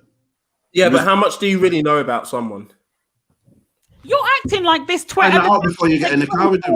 At the time, she was like 24. You're acting like a 24-year-old person who has money for the first time and fame for the first time in her life. Is sitting around with a celebrity, a security guard, and her friend in a car. She somehow should have known that this man was going to turn around and shoot her in the car. No, they could have got shot. Could have shot someone else. It's a dangerous situation. That's what I'm trying to say to you. I'm going to move on. A dangerous situation. If he sees, all right then, I'll put it to you like this. If he's seen someone they had beef with, yeah, he shot at them and then they shot back at the car and she gets killed, whose fault is it then? The person who shot her. No, it's her for being there. You shouldn't be in them situations. I think to kind of like, maybe we should move on, but I think it's very easy to analyze this from a third party's point of view, from a bird's eye point of view. Because we can summarize this just by looking at it and going, this is a dangerous situation. They shouldn't have been in there. But obviously it's deeper than that. When you feel like you know someone, there's an element of trust. Don't get in any cars with anyone, because the person you got in the car with might have an enemy that might shoot in the car. Retrospectively, when something like this happens, it's very easy to say, well, it was their fault because they was in this situation. It is. But at the same time, on a personal level, you know, there was more to it. You know, there was an element of trust there, and obviously that trust has now been eliminated. But there's a layers to this story. This conversation will last forever, guys, because I feel like I can see your point, because this has happened now, JV. But at the same time, there's more. There's definitely like loads more to it. You know, there's a lot more to the story. And like he said, she felt safe. That's the reason why she went in the car. I think that's my opinion. So Armie Hammer apparently is fancying himself a bit like a cannibal. Smooth. That was a transition. He apparently some unverified, allegedly, we got to say all that. Apparently some Instagram DMs, there's some screenshots were put out on Twitter. He was talking about wanting to drink this girl's blood, and he was like, who's this? I missed the start of this. Armie Hammer. Your ears perked up at vampirism very quickly, lad. Armie Hammer, you might not know him, Flawless, to be fair. He's not a big actor. He was in I don't know. Did you watch Social Network? He was in that. Was it? No, I didn't. Was he not? I'm pretty sure he was. Hang on, let me Google it. I missed him if he was, but he might have been. He might have had like a bit part. He was in Man from U.N.C.L.E. as well. He played the twins. In Social both of them. Man from U.N.C.L.E. was completely No Ranger was a fucking trash film. Trash. Yes, let's talk about that. It was awful, yeah. So yeah, some screenshots came out. They were Instagram DM screenshots, but they were put out on Twitter. Listen, we're not sure about these, right? They're unverified. We don't know. So they were very disturbing. If you guys saw them on the timeline, super, super disturbing. He kept saying that he wanted to drink this girl's blood. He kept saying that he just wanted to eat parts of her. It was all very weird. Unverified. So, of course, you know, it was just a rumor thing. People were just chatting about it on Twitter, and it went viral for a bit until his ex had a comment. So, I'm going to read the story. So Armie's ex, Courtney, that's a surname, Vucekovic, who dated... I would have done. That was the worst time to pronounce this type of name. So apparently she dated Armie in 2020, so between June and October. She spoke out recently. So she told Page Six, he said to me that he wants to break my rib and barbecue it and eat it. She said, fuck, that was weird. He apparently said to her, I want to take a bite out of you. And she said every time she had a little cut on her hand, he'd like to suck it and lick it. And she said that's about as weird as we got. So now another ex came out this week, and her name is Paige Lorenzi. She spoke out too. She's a 22-year-old model. She spoke to Daily Mail TV, so you know. credible source on that. She revealed more disturbing details about her relationship with him. So, Paige, who dated Armie for 4 months in late 2020, so I'm guessing somewhere there was some overlap because 4 months, October, doesn't quite work out, but okay. She said that on the first night they spent together, Armie had her watch the movie Secretary with Maggie Gyllenhaal. Yeah, I like that film. Yeah, really good film. Yeah. Yep. So she said he wanted me to relate to her emotional problems in the way that she finds purpose in life through a dominant partner. Jesus fucking Christ. Okay. So there were teeth marks and bite marks all over me. He was completely obsessed with biting me. He told me, be proud, as they were just love bites. I had bad bruises all over me when we were together. I was left with marks from him using a paddle. Once he said, if you did not let me stop, I would have eaten a piece out of you. And he was serious too. It was like he actually wanted to eat my flesh away. He wanted to find a doctor in LA so that he could remove any one of my ribs, as he said, you do not need it, and then barbecue it and eat it while I watch. So that's 2 exes talking about barbecuing ribs and eating them. She reportedly told the outlet that he said more than once about barbecuing and eating her ribs. He was very serious. Paige also described in harrowing detail how Armie carved an A into her. Sorry, reading's getting very hard to me. Fuck off. He would love to do knife play where he would wave the blade above me or glide it across my skin. He was obsessed with it. And usually he didn't cut me. However, that night he decided to brand me as his property and carve his name onto my body. Sorry, I don't mean to laugh. This is terrible. 1 second. What's this I've just looked into? What's this? Armie Hammer. Armie Hammer. These are not love stories. You're enjoying at the weirdest point of the conversation so far. So Armie Hammer is a celebrity who, in the last couple of weeks, there were some DMs that came out on, Instagram DMs that came out on Twitter, where he'd been having a conversation with a girl and kept talking about wanting to drink her blood and eat her skin. And so, people were like, this is clearly just a rumor. This is all very weird. It's all unverified. But then 2 of his exes came out and were like, actually, he was pretty weird in our relationship. And he tried to barbecue. He said he wanted to take out my ribs, barbecue it, and eat him. Yeah. So this is a statement. I'll start from the beginning of the statement from Paige, who was his most recent ex. And she said he would also love to do knife play where he would wave the blade above me or glide it across my skin. He was obsessed with it, and usually he didn't cut me. However, that night he decided to brand me as his property and carve his name on my body. He tried to rationalize it as his gesture of commitment to us being together for the long term. I wasn't sure he was serious as he looked over my body and said, "Where should I carve an A on you?" Before I could process it, he plunged the tip of the knife into my flesh just above my vagina. The pain was excruciating. I don't mean to laugh, but this is so ridiculous. Sorry. The pain was excruciating, but I did not want to seem weak, despite the discomfort. I froze as he smiled at his work. He then said the cut was not deep enough, even though it was about an inch, the whole tip of the blade, whatever. He said he wanted to collect a kitchen knife to make it bigger, but then it bled. He started licking it. This continued for a few minutes, and I kind of blanked it all out. I was concerned that the wound was going to get infected. I had to clean it and put a Band-Aid on it afterwards. So this goes on. She goes on talking for a whole bunch. They put a whole bunch of this story in there. She's talking about her feelings in it. Blah, blah, blah, blah. Something about he wasn't upset. He wasn't sorry. She was talking about how embarrassed and humiliated she was. His actions and behavior was dangerous. Anyway, they ended up breaking up. So this guy likes to drink blood and likes to fantasize about eating flesh. Discuss. 1 second. You just got weird. Did he harm anyone? Huh? Did he actually harm anyone? Yeah, he stuck a knife in someone. At the top of her vagina. So yeah. He just licked the blood out. Yeah. Yeah. Just And this is after the first. So 2 others have come out after and said he's like this. Like 4 of them now.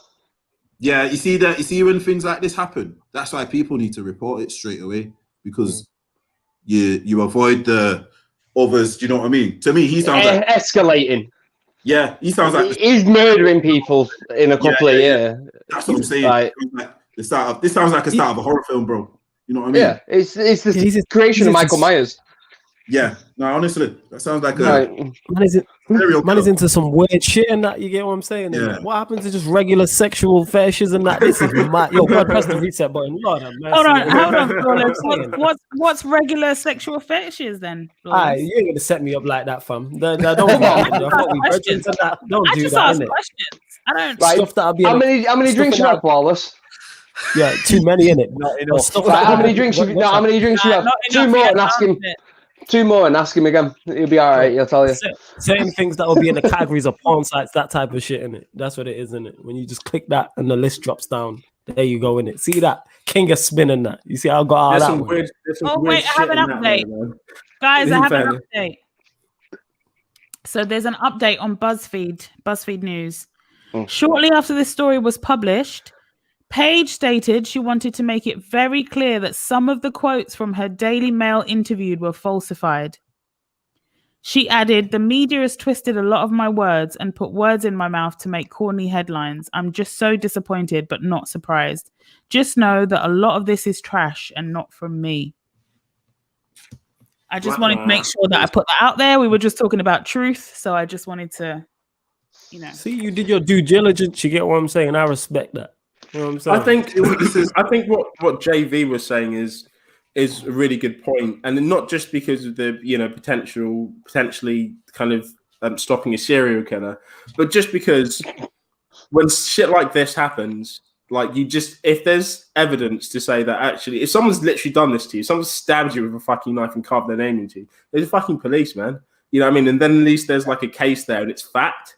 You know, when someone says something and a whole bunch of actors then come and go, "Oh yeah, he did the same to me." Yeah, definitely. Yeah, it then becomes, it could be potentially rude. Like it's you sit on the fence. Do you go, are these jealous actors that want to kind of get revenge, or did he actually do this to them? If he did this to them, why not report it? Okay, but how different is it from somebody carving an A into you, where the most you had to do was put a bandage on, like a band-aid on it, so it wasn't deep enough that it needed stitches, for example, right? What's the difference? Anyone making you carve you? No, but what's the difference between that and getting a tattoo of your partner? Well, you're not carving you. You're not doing it yourself. Yes, it's going in. Maybe a couple of millimeters into you. Certificates, like to show that they're actually legally allowed. Okay, one at a time, lads. One at a time. One at a time. JV. Yeah, I was just going to say one's legal and one is. Yeah, that's pretty much the point we were all trying to make. Yeah. If I sneak upstairs and tattoo my name on Debbie's vagina while she's asleep, not okay. No, but she go to a tattoo artist, that is a different story. Yeah, that's fair enough. Right, you added a crucial bit of information, Alan, while she was asleep. No one said anyone. Without consent. So without consent. Everybody was awake. Because the story suggests that she is not okay with it, so that would suggest. No, but she did not say that she didn't consent to it at the time. She said she was watching. That's what happened, but she didn't say that she didn't consent to it at that time. I'm not trying to add consent anywhere. That it's not, but I'm saying, what's the difference between watching? Like, I understand obviously the difference is legality. One is a professional tattoo, etc. But I'm saying that in terms of harm being caused, what's the difference? But there's a massive difference. There's a massive difference because I think you said that in the quote. She said, "Before I could say anything, he plunged the knife into me and started carving." I think you said that. The difference is when you go to a tattoo artist, you go, right, what the tattoo artist goes, "Do you want this tattoo?" And then you go, "Yes." You go, "What tattoo do you want?" They go, "Oh, I'm not too sure." This, and you speak to a mate. And then your mate goes, "Are you sure you want a tattoo done?" And you go, "Yeah." And then your mum goes, "Don't get a tattoo. Don't harm your body." It was like, "But I want it done." There's so many like factors. Right. At that point, even when you get to the tattoo artist, they'll trace it onto your skin in ink, and then go show it you in a mirror, and then go, "Are you sure you should? This is what it's going to look like, but it's going to be there forever.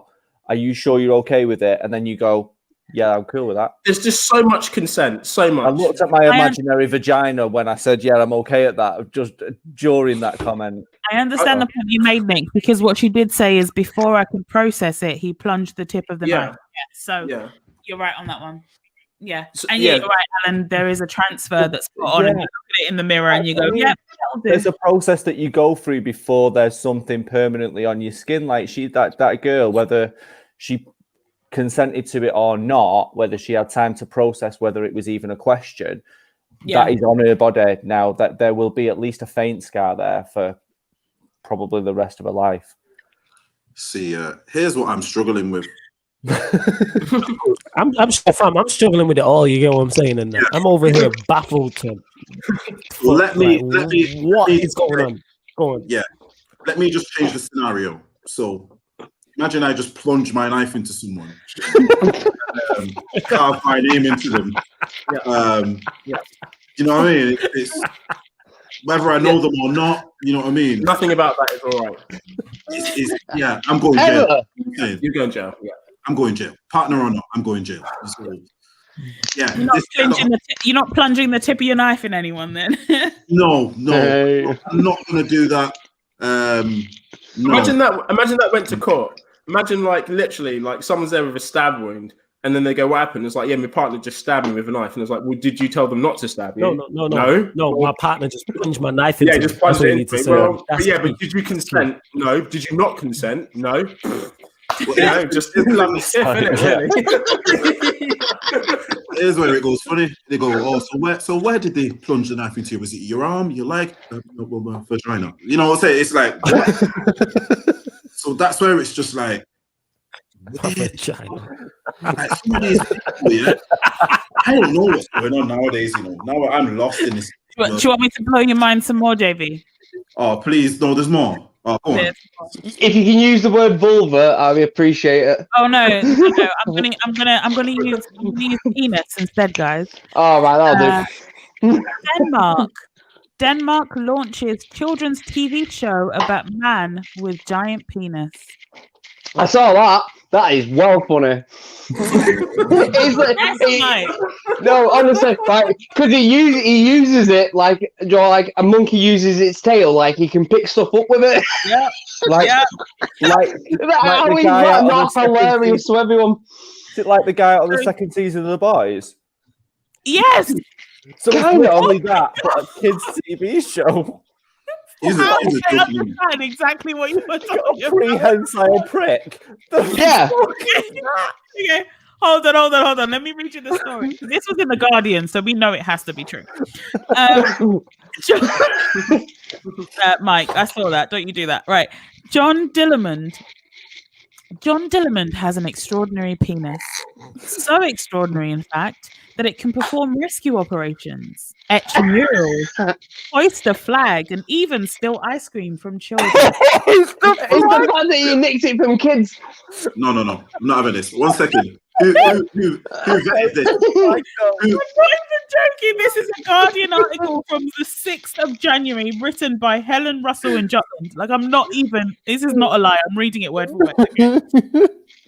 So, the Danish equivalent of the BBC, DR, has a new animated series aimed at 4 to 8-year-olds about John Dillamond, the man with the world's longest penis who overcomes hardships and challenges with his record-breaking genitals. Don't we love that as a sentence? Record-breaking genitals. That might have to be my Twitter name. Everyone's changing the Twitter handle right now, aren't they? I'm doing it now. Oh, you know what? Right. This is the only thing I know. This is the only thing I'm going to comment on because this has gone too far for me. This one, so I'm just going to. This is my level. When this person walked into the animation studios with this idea, who vetted this? Who said that's amazing? That's amazing. I've got a feeling they might have been high. Networks did, like the actual network executives clearly made a show out of it. So a lot of people have vetted this and said, "Yeah, this is fine." I want to hear this guy. I want to hear this guy's pitch. Okay, sorry, but guys, you need to check my Twitter because I 100% changed my name to Record-Breaking I can't believe. That is liquor. That is liquor in it.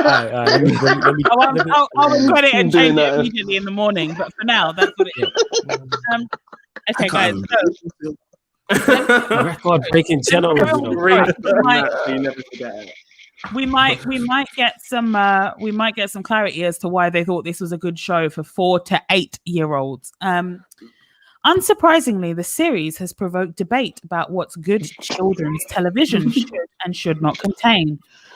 Since premiering on Saturday, so this was early January this year, opponents have condemned the idea of a man who cannot control his penis. Is this really the message we want to send to children? Guys, stop laughing. I'm trying to read this. Okay.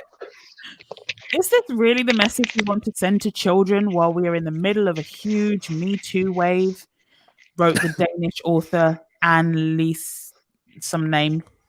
Wow. I'm not doing any more names. I've had too much drink. I'm not doing any more of these names. All the Danish still name. It's like double barreled and everything. Fuck these guys, man. It didn't account. Wow. Coming from someone with like a Incredible. 10-letter surname. Fuck this double barreled shit. The show comes just months after the TV presenter Sophia Lind kickstarted Denmark's Me Too movement. This is boring. I'm going to move on. Yeah, I'm never. Erla Heinesen, a clinical psychologist who works with families and children, said she believes the show's opponents may be overthinking things. John Dillerman talks to children and shares their way of thinking. The kids do find fun. Genital. It's a 20-foot cock and balls, man. A children's psychologist said that, guys, you're overthinking this. Kids find genitals funny. Nah, I'm not having this. This is some pedo shit. Nah. It's also called non-strangers. Yeah, nah, seriously, bro. That like whoever vetted it, you're a pedo. Who's not stopped at you? I don't give a fuck. I'll just say it how I see it. You're calling everyone an once. This is fantastic. It was the tips of every single person's tongue. JV just had the balls to say it. No pun intended. Right at the end of the day, it's just wrong, innit?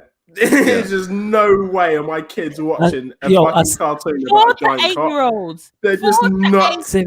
I'm never gonna. Why didn't they just give him a tail? Why didn't they just make it a tail? No, instead of a tail, they went and found the Guinness World Record holder of the longest penis to do weird shit with his dick for 4 to 8-year-olds. Guys, what the fuck? They just reported on this like this was normal. I was reading this like, why am I? Is there something wrong with me that this is crazy? Nah, I say this all the time. This sounds like an episode out of like South Park or some shit or Family Guy. This is exactly why God needs to press the reset button.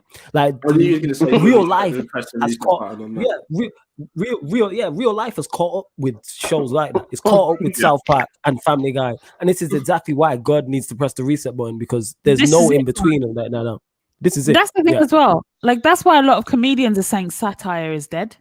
Because how can you make fun of life when literally people are making fun of life in real life? Like fun of life. And how can you ever create a TV show that's based on ridiculous, funny nonsense when that is what you can look outside any given day of the week and see anyway in real life?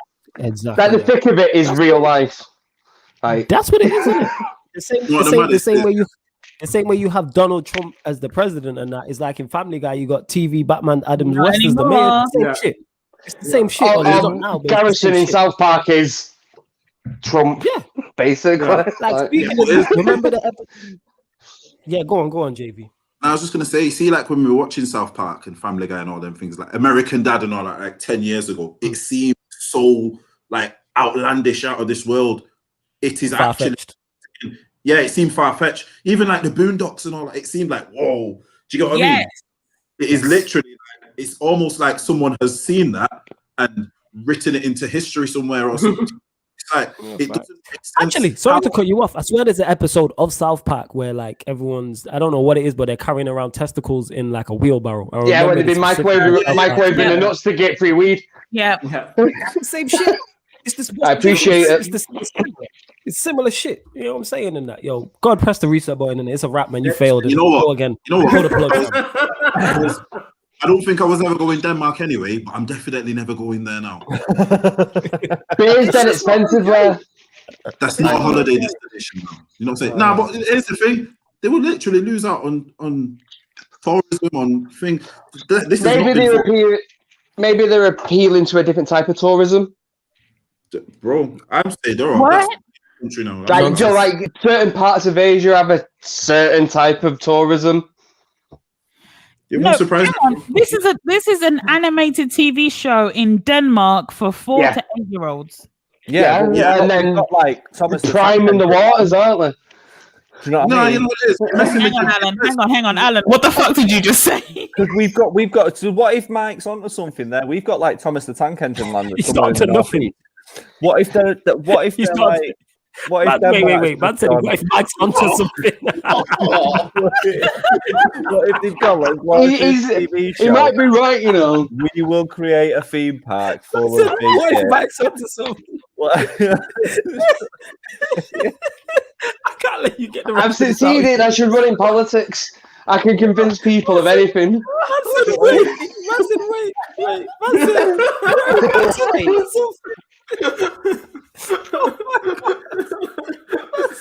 What if Mike's onto something? Don't back it up. Don't back it up. Oh my god. Back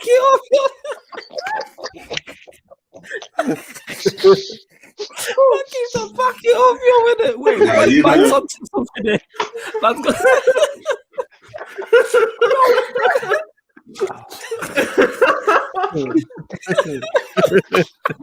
JB's feeling frustrated. You to look into it. I ain't going to hell with you. I ain't going to hell with you. I ain't going to hell with you. I ain't going to hell with you, man. I don't know anymore. You know. That's the name of this. That's the name of the episode. I'm not going out with you. Do you know what? Yeah, Man said, wait, what if Max onto something? Oh man. Man keeps on back. Like I've never said anything seriously in my life. And then man proceeded, yo. Man had bars ready and points.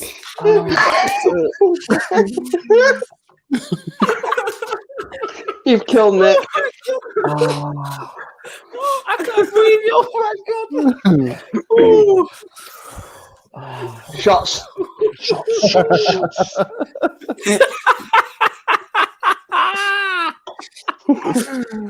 I ain't going to hell. Listen, I've done a lot of bad shit. I've done a lot of bad shit in my life, but I can see this episode coming up on Judgment Day. You know what? I've done a lot of bad shit. This is coming up. Was you a part of that episode that day? JP, any single person from this chat blows up ever in the future, this will be what cancels them. This right here. Yeah. Oh, it's bollocks anyway. All right, guys. It's the way up. It's the way up. We're gonna have to move on. It's the way Mike said. Right, what if they were appealing to a demographic and then Alan goes, yeah, Mike's onto something here. Wait a minute. No. Nah, you know what though? No. We work though, innit? Like our minds working the same way on Friday. I've said it already today. I've said it already. That's why I didn't even let Alan land, yo.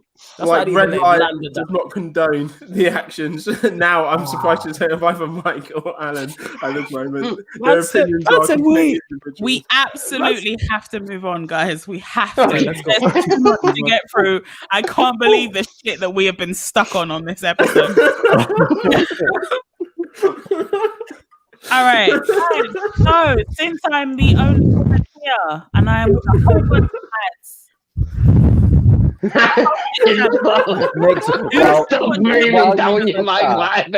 saying you're the only woman here. A bunch of lads, while Nick heavy breathes at you down his mic. In my defense, hang on. In my defense, I didn't pick up the weirdness of it because Nick has done worse. Yeah, that's true. Very true. Anyway, moving on to the point that I was going to, which was the Bus It Challenge. Have you guys been watching? Have you been enjoying? Of course. Enjoying thoroughly. Exceptional. Yeah, I know JB. JB, you're a loyal black man, so you've never seen it. JB, hold on. JB is your missus. Happily married, man. What's this? Bus What's the bus? Is it? Or is it? What are they doing? Are they getting a bus to work instead of driving? Yes. That's the one. Yeah. It's when they all car share.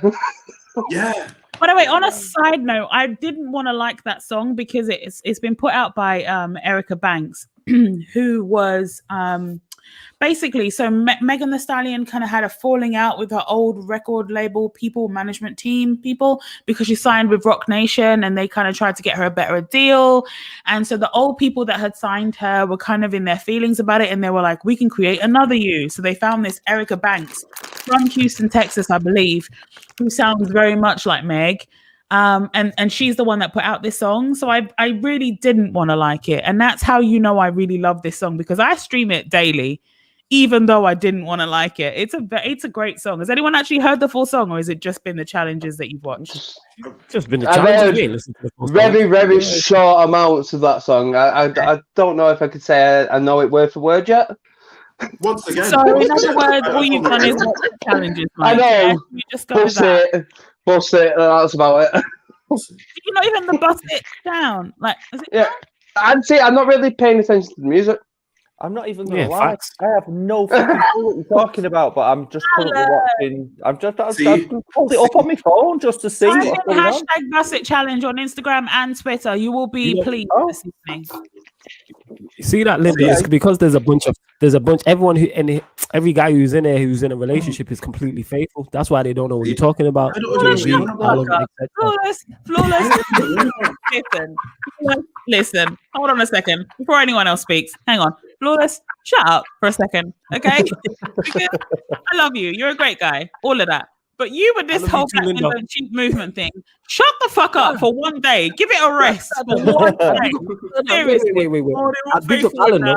They're so big up Alan. I said Alan. I understand what you're saying. But you do this with all your friends, black men or not. I understand. But I don't know. We're talking about a challenge on social media. All right, we don't need the whole they're so faithful, they're in their relationship. Shut up, okay? We get it. All right. You know what, Linda? If something's true, you can't make it. You can't just give it a rest for one day. You know what, Linda? You just have to keep telling people. And don't cheat. I just tried to look it up on my phone. It's not working. My phone. You know what it is? Mrs. had access to the phone. She blocked any mention of Busset. And also Silhouette. That's the new one. She has definitely got in there and blocked it all off anything. Oh yeah, that's great as well. The Silhouette challenge. So just so you know, JV, because I'll look after you, lad. Like my phone's working. It's okay, right, you tried it. You absolutely tried it. That's hilarious of you. But no, I will not be busting it on the internet. Sentiment FC, that's why you're my guy, though. He's a regular mod here. I rate that you tried it, though, innit? That's an excellent shot. You might have missed it. It was an excellent shot, but absolutely not. Put it back up. Take Flawless. Excellent. I hit it. Keep it up. JV. It was JV. JV's got access to the thing, innit? It's JV in there. He's got access to his face. Okay. I'm done with everything. I'm done with that. Thanks so much. My hands are up. It can't be me. unless I'm that guy from that Danish cartoon. It can't be me. Oh, you're definitely coming out now. Okay. Oh my God. See, told you about me. Anyway, has anyone been catching up on the Silhouette challenge? That's the new one now. I haven't seen any of them yet. I missed this one as well. Type in hashtag Silhouette challenge. It's mostly on Twitter, I believe. I don't think it's quite caught on Instagram yet. I think only a few of the baddies have been doing it on Instagram. But it's very Beyonce-esque. Beyonce back in 20... It's Revy Jessica Rabbit. I want to say 2013 is when she did. I can't remember. Like the Hive, don't attack me. But there was a time that she did a whole Silhouette thing, and then Chloe, you know, from Chloe and Halle, you know, the two sisters. No, okay. Well, she did. No, I do. Yeah, they're going to be in a Disney film or something. Halle is, Halle's in a Disney film. So it's actually quite a funny Twitter theme that's going on at the moment, where everyone's like, Chloe's doing all the sexy shit. So she did an incredible busset challenge and an incredible silhouette challenge. But Hallie is very much, I'm going to be in Disney. So I'm just going to do these like Instagram live calls with my sister and then go back to doing, you know, Disney. So it's very cool to see that on Twitter. Everyone's like, we know which sister has got the Disney contract and which one hasn't. Let's move on. I'm going to skip these. Wait. Before you move on, speaking of the busted challenge, the mashup that someone did and they had Umar Johnson on the end of it was hilarious. That gave me the I saw that one. So yeah, I saw. Was it Monica's? Monica had one on Instagram, and it was like her doing the beginning bit, so the Nelly bit. I think my butt getting big. That remix from Hot in Here. So it's got that first bit, and then when she goes to drop it down to do the busset, it cuts to her son going, "You're a mum. No one's busting it." It's on her Instagram. Monica's one is amazing. That was hilarious to me. Also, a 90-something-year-old woman did the busset challenge. I mean, she sat down, but she did the busset challenge. Awesome. I loved it. Let's move on. Yeah. And why did Jessica Rabbit get mentioned? That's normally Nick's lane. What did I miss on that? No, she did the silhouette finger in Who Framed Roger Rabbit. Yeah. So that's why I was bringing it. So I thought we'd be able to dunk on Nick a little bit, but no one joined in, so I just dropped it. So no, I missed it. I should have waited till I was here. I was looking at silhouette of women. Because I know Nick loves that. Nick, you seen that, innit? You seen that Jessica Rabbit silhouette thing, innit? You loved it. I know what it's all about. I think it's just all right, let's not act though like Jessica Rabbit wasn't an inspiration for a lot of women, because she was fine. She was a drawing. Yeah, she was drawn. Yes, she was we understand that. We know that. But she was incredible looking. Come on, guys. Okay, right, 1 second. She was drawn incredibly looking, yeah. Sweet. Let me interject on this one. I'm not too sure what you can do with a drawing. So exactly. If anyone feels that way over a drawing, yes, I have, and yeah, it's a cartoon. You know what I mean? So, yeah. It's a cartoon. You know what I mean? It's a cartoon. So. It's a cartoon, isn't it? Yeah, it's a cartoon. We'll divert on that one. I'll leave that one. Let's do it this way. Listen, I agree. Let's do it this way, Linda. You can draw your dream penis on a piece of paper. I think it's record-breaking penis. That's what she is with it. So, what did you say? That cartoon shouldn't affect anyone in any way, because hang on. What did you say, Alan? I'm not saying it shouldn't affect anyone, but you can draw your dream penis on a piece of paper and do absolutely zero with it. It makes no difference to you physically that is there. That is the same as Jessica Rabbit. Of course it does. Listen. You don't know how good she's at drawing. And I never thought I would do this, Nick, but I'm going to fight your corner here, because I listen, right? I'm surprised. This is a shock. Oh, come on. We are definitely all going to hell. Whoa. It is a new year and that, isn't it? Linda's drawing Nick's side to back him. That's a shock. I'm just No. Here's what I'm going to say about that, right? If you draw the perfect whatever it's going to be, so whether it's going to be a penis or a woman or a vagina or any other bits, right? That is manifestation. Okay? That is manifestation. You are manifesting the thing that you desire, the thing the most. And you never know. That thing may turn up in your 20-foot cock and balls is never going to turn up, Linda. Now, just because I have yet to draw my perfect penis does not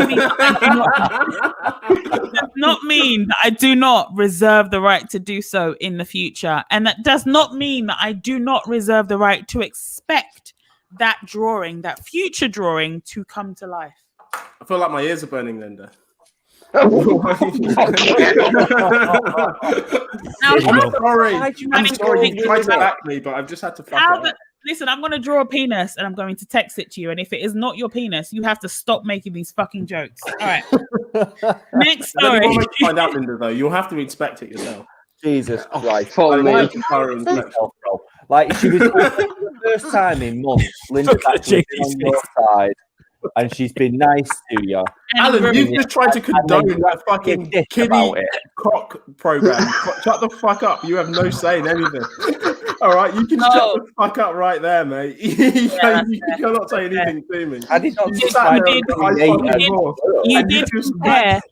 You did compare a weird Danish penis children's program to Thomas the Tank Engine. So yeah, mate, Alan, you should just sit back and enjoy the rest of this show, bro. I feel like everything you say, you're like, mate, you're like you're like that toilet liquor at the moment. Everything you say, like, you can chatting shit from now on, Alan. You just. Hold on. Wait a minute. Cinnamon, you're fronting like you know me. What do you know about my drawings? What is this? Big up Cinnamon FC and that. Big up Cinnamon FC. Okay, guys. I love how funny Mike finds this, you know. It's great. Putting this show together was great. Go on. Wallace, I'm trying to move on. To move on. My apologies. Conor McGregor became a meme after being knocked the fuck out. That's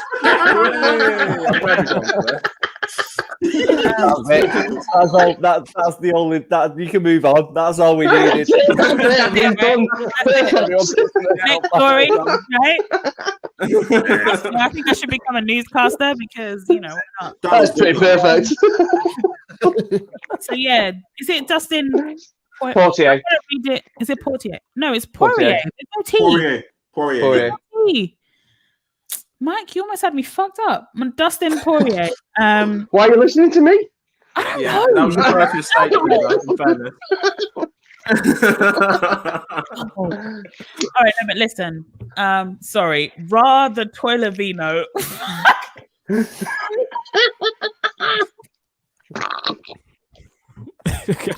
Bob wine. So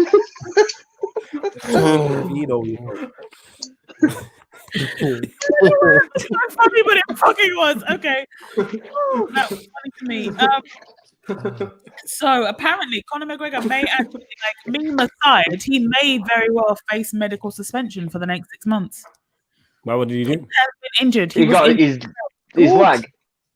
No, he was legit injured for real. So Talk Sport.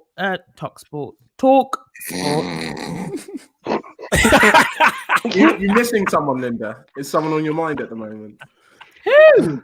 Talk Sport. You said. Wait. We were talking about penises.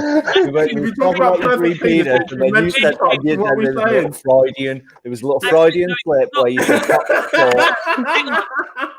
it's like he's free game, but he's like, Linda, like, do you need to talk? Like, it's a safe space. It was a K and not an X. I said it as talk, as in TikTok sport, not talk. Oh, right. That's what we heard, Linda. We were the X, didn't we? Yeah, we all heard the X. I believe you. Mike's a dick, you know. Anyway, so, oh shit! Wait, reject cookies. Okay, so Conor McGregor. Are we still looking at this? Stop giggling. Stop fucking giggling. Alan. I'm not alive. I'm not alive. Mute yourself. Yeah, I'm gonna mute myself. Everyone shut up. Conor McGregor may be sidelined for up to 6 months as a result of his devastating knockout to Dustin Poirier. The Irishman suffered Yo, what's wrong with you, Nick, man? I don't know. It's Nick in it. I don't know. He's been out of order. That's Nick in it. I don't know it. He's got some nitrous or something. I don't know what's up with him. Laughing gas or something. Oh, what's wrong with Nick? Watch it back. I'm not going Go to. on, Linda, continue. Drunk. So tell me what the joke is, because I don't like watching myself drunk. I won't watch this back. Don't matter. No, it's calm. Right. No, it's calm. It's not bad. Nitrous. Just me, I got you. If it was that bad, I would tell you, innit? It's nothing bad, innit? You know what I'm saying?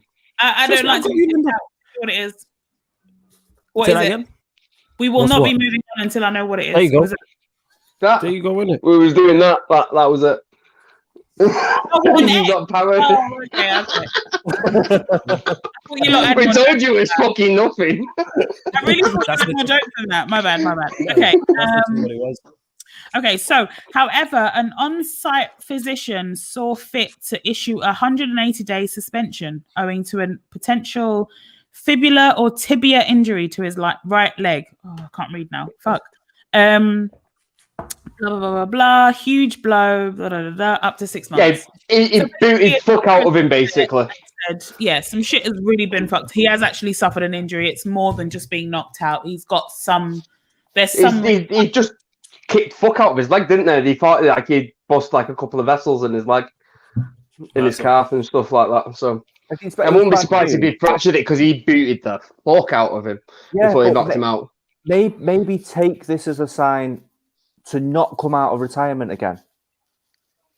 Yeah, he was retired the last time I saw. He's like retired twice, I think, so far. Like, stay at home, lad. He gets paid millions, though, doesn't he?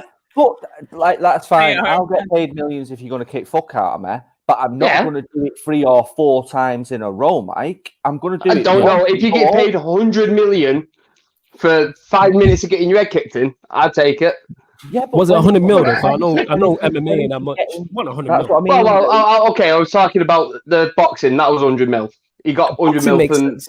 Exactly. Right. But then he probably signed a 4-fight deal, which was probably 100 million. So, like, you can take your head kicked in. It wouldn't have been that, would it? Because it's UFC. It's not going to be within his boxing contract, surely. So, like, just stop at home. Like, spend your money, enjoy your life. Stop stop it. You're going to die. Once you got the 100 mil, you got the whole whiskey business. What are you still fighting for? Yeah. It's a wrap. You ain't even the best at your sport. I feel like these types of athletes, though, like I feel like they're suckers for punishments. Because it's not like with basketball players, football players, like they go hard but I feel like they're more likely to listen to their bodies. A lot of people that get hit for a living get trained to feel pain to some extent, right? Get trained for their injuries to be for their bodies, to be injured. So I feel like they're less likely to know when to quit. Am I wrong in thinking that? They're less likely to know that enough is enough. Yeah. Stop hurting my body, like I'm done. Do you know what I mean? That's the whole thing. That's the whole thing. What they said happened to Muhammad Ali. He obviously didn't know when to stop. That's that whole rumble in the jungle. That's how the fights got changed, didn't they? They do too much pride made them literally fight each other to the death. You know what I mean? You can't have that. What was that 15-round fight? You can't have a 15-round fight now. You'd absolutely kill two heavyweights did a 15-round fight nowadays. They would actually be just slugging, punching to the death. It would be who is the last one standing, literally. So that there's no skill involved at that point, is there? You just literally punching fuck out of each other. Yeah, so you're right there. All right. Should we move on? Yeah. Quick one. Power to the people. The people are bankrupting hedge funds right now. Wall Street guys are scared of the little man right now. They are scared, shitting their pants all over the place and not in the capital. It is amazing what's happening right now. So a lot of us don't understand the stock market. I have a limited understanding of the stock market because I only watch Billions, okay? I try to do that. You know that there's a game, I can't remember the name of it right now because it's been a while, but there's a game where you can trade on the real stock market but with fake money, so that you're not spending your own real money, but you get a better understanding of it. I did that for a while, and then I started watching Billions, and I was like, this will do. And so I don't have a whole bunch of understanding, but it was incredible to watch what has happened this past week. So Reddit users have come together to bankrupt hedge funds by buying stocks that were meant to be shorted. So because the way that I explain things doesn't always make sense, particularly after some cocktails, I'm going to read a very helpful post that was put out on Reddit to explain what a short is and what effectively happened with these Reddit users and why rich people are very, very pissed off right now. So The guy starts off by saying, I know at least one of my followers doesn't quite understand what is happening on the stock market right now. And that's enough to motivate me to explain this, because this is somewhat of a turning point in world history. First, you need to understand what a short is in trading. So a short is when you borrow a stock from a broker and sell it immediately at its current price. Then you hope the stock price falls such that you can buy the stock back at a lower price and return the shares that you borrowed to your broker, but keeping the difference. Does that make sense so far, guys? Yep. Yeah. Yep. I'm So- lost, but So you got to basically, go. if I'm you- just There's an waiting. example. Just in case if you don't if understand, there's an example. Just go and watch The Big Short. No, It no. explains it all. Based on the big shots. It is based on a big short, but Yeah. there's an example in that this guy was really, really helpful in this post. So, example, let's say I want to short XYZ, which has a current price of $10. I borrow one share and sell it immediately at $10. I have $10 now, but I owe my broker the one share that I borrowed. Then let's say the price of the XYZ drops to $7. I now decide to cover, also known as buying it back, my short position and buy one share at $7 and return the one borrowed share to my broker. So I made $10 when I sold it and only had to pay $7 to buy it back. So my profit is the $3 difference. Does that make sense so far? Yes, nurse. Stop it. Okay. Clearly, we're uncovering one of Nick's fantasies. I can't believe you made that joke and not him. Yeah, seriously. That's facts. Number one. Number two. See, that's none of this plunging your knife into people. That's a regular one. Wait there. Is Hang it? on. Aye. I This like is a chicks in Now Celebrating. you talking my language. I like chicks in glasses, innit? You know what I'm saying? Fact. And that. Mate, You if I talking could- my language if I now. could right now, I'd fucking go for that. Hold on a second. Talking Oh, my don't, language. Linda. Linda, don't. Okay. Okay, so. Trying to nip to the toilet. Won't be a minute, lads. Oh, eyelashes up. Wait there. Oh no. Oh no. My eyelashes are breaking. Okay. So we're there so far. So we understand that we're keeping the difference. So we're I borrowing don't that want. stock. Stop it. At $10. I didn't say nothing. I said, go on. Yeah, go on. At $10, and then we're buying it back, and then we're selling it back on for $7. So we keep that $3. Yeah, we understood that. Okay. So, but now let's say that instead of XYZ's price dropping down to $7, it goes back up to $15. So now it's up $5. So now you're making a loss of $5. Yeah. So I still need to return the one borrowed share to my broker, except now that it's going to cost me more than what I spent to buy it back.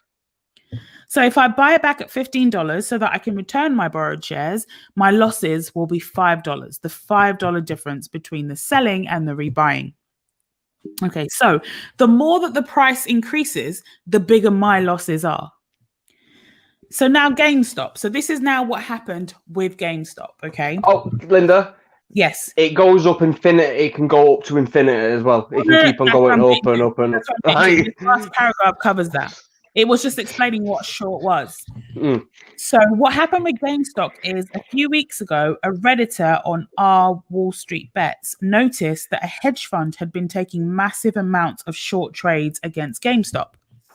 They convinced everyone on the thread to join forces and buy as much GameStop stock as possible. This made the price rise, and the hedge fund short position started to lose billions. So their losses even surpassed 13.1 billion initially, right? So surpassed the 13.1 billion that the hedge fund was even worth. So the hedge fund was only worth worth $13.1 billion, and it was losing that beyond that. So eventually the hedge fund had to close their short positions and buy all the GameStop stock back at much higher prices, sending the price even higher. because they're constantly buying this stock, so it's sent the price even higher than that. This is called a short squeeze. Now, the hedge fund is declaring bankruptcy, and the Reddit thread is combing through other hedge funds with massive short exposure so that they can short squeeze them into bankruptcy as well. All of Wall Street is saying that the public joining together in this fashion should be illegal, but really they just lost at their own game to the masses. Yeah. They've just done it with AMC. If I'm not mistaken, they've just done it with Nokia. Yeah. They've just AMC started, like the cinemas. Yeah. they're fucking with everyone. They Like are 5 or 6 of them now. absolutely everyone right now. It is crazy. So they've gone on Twitter as well to get more people. So it's not just Reddit. There is a couple of Reddit pages. One in particular, I believe, is the main one that people are following. They're literally at the moment just announcing the name of a stock, and everyone is rushing it right now. So effectively, what's happening is Wall Street have been saying for ages, less regulation, really hard to say, less regulation, because they want a free market, right? So all of this advice that's been given to all the rest of us that we can all make money if we just save and invest it properly and all this shit. And now they're crying because we're all doing what the fuck they've been doing forever, but we're poor, so now we need regulating. It's gone to the White House. They're reviewing it. Robinhood, the app Robinhood, amazing name for it. They decided that they were going to stop retail stock buying. Trading. Trading. So they wanted to stop retailers, as in the rest of us, being able to buy GameStop stock when this was all kicking off. But they kept the Wall Street guys on there. So the Wall Street guys can still trade, but the average Joe could not. They did allow them to start trading again, but it was about 4 or 5 hours later after like the price had dropped by half. The price had dropped by half, and also they saw signs of the Republicans and Democrats in the US joining forces because AOC, my queen, she put out a tweet saying this is crazy. We need an interference on this. We need to see what the fuck is going on. And then Ted Cruz, out of absolutely nowhere, was like, I agree with this. They got dunked on. Yeah, so they saw that people were coming together from opposing sides, even though America only flourishes when there's a divide. So they saw that and they were like, shit, our money's at risk. Let's do something about it and let them trade again. So did you guys see this is my question? And if you did, what were your thoughts? Yeah, definitely. There was loads of my mates, but I do a bit of trading myself. So there was a lot of my mates Tory. Part of the Robert Tory. there are a lot of my mates that Wait, hold on. Have you made any money? Because then I may want to draw your penis. I didn't want to find out. I made a bet. Wait. What happened? Whoa. Wait, what? What did I just miss? I missed. Yeah, what happened there? Linda, Nick trades and Nick thought, money. That's later. Because normally it's Nick pressing Linda in it, but that time Linda's responding in a positive manner to Nick. I don't know what's happening there. Linda heard money talk, and all of a sudden, just the brain went a bit funny, and it's fine. Yeah, mate, which makes sense. Right, that makes sense. Is that all it took? I've That's got loads of what it cash. Mate, Get your Jesus, peas up, mate, fam. mate, fucking Get hell. my zeros in the bank. fam. Carlos, you were talking all through that. He said, "Is that all it took? I've got loads of cash."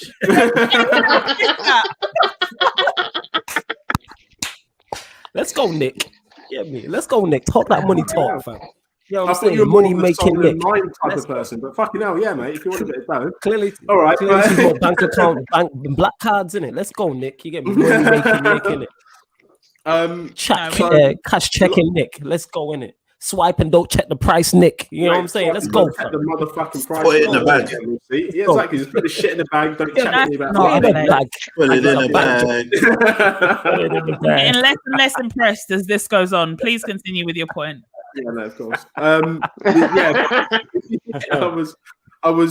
Yeah, yeah. So I was privy to a lot of these actions. So even when Reddit announced this as well, I was following some of the actions. I think it's a good thing, personally. Like you said before, I'm power to the people, and so be it as well.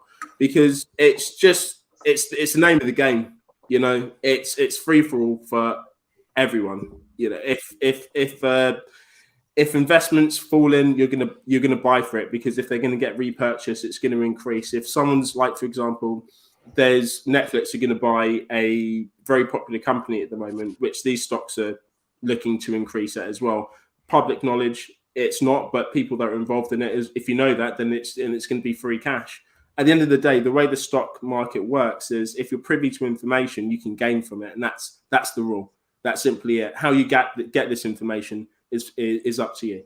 You know, and not completely up to you. There are laws against trading, but yeah, sure, I understand. You can't fucking like whistleblow, but basically, but I'm not talking about whether it's rumor or whether you're working for a company where you've heard something. Either way, and it's basically like getting a good betting tip. So yeah, I understand. Yeah, exactly. Yeah, it's like getting a tip. Yeah. So I feel like, you know, for these guys to push to this, it's the same thing. It's almost just like sharing this tip with others, you know, which people do in Wall Street all the time anyway. Mm-hmm. And this is all that the guys on Reddit did. They just said, listen, you know, there's shorts going on this. We can really gain from this. Let's try it.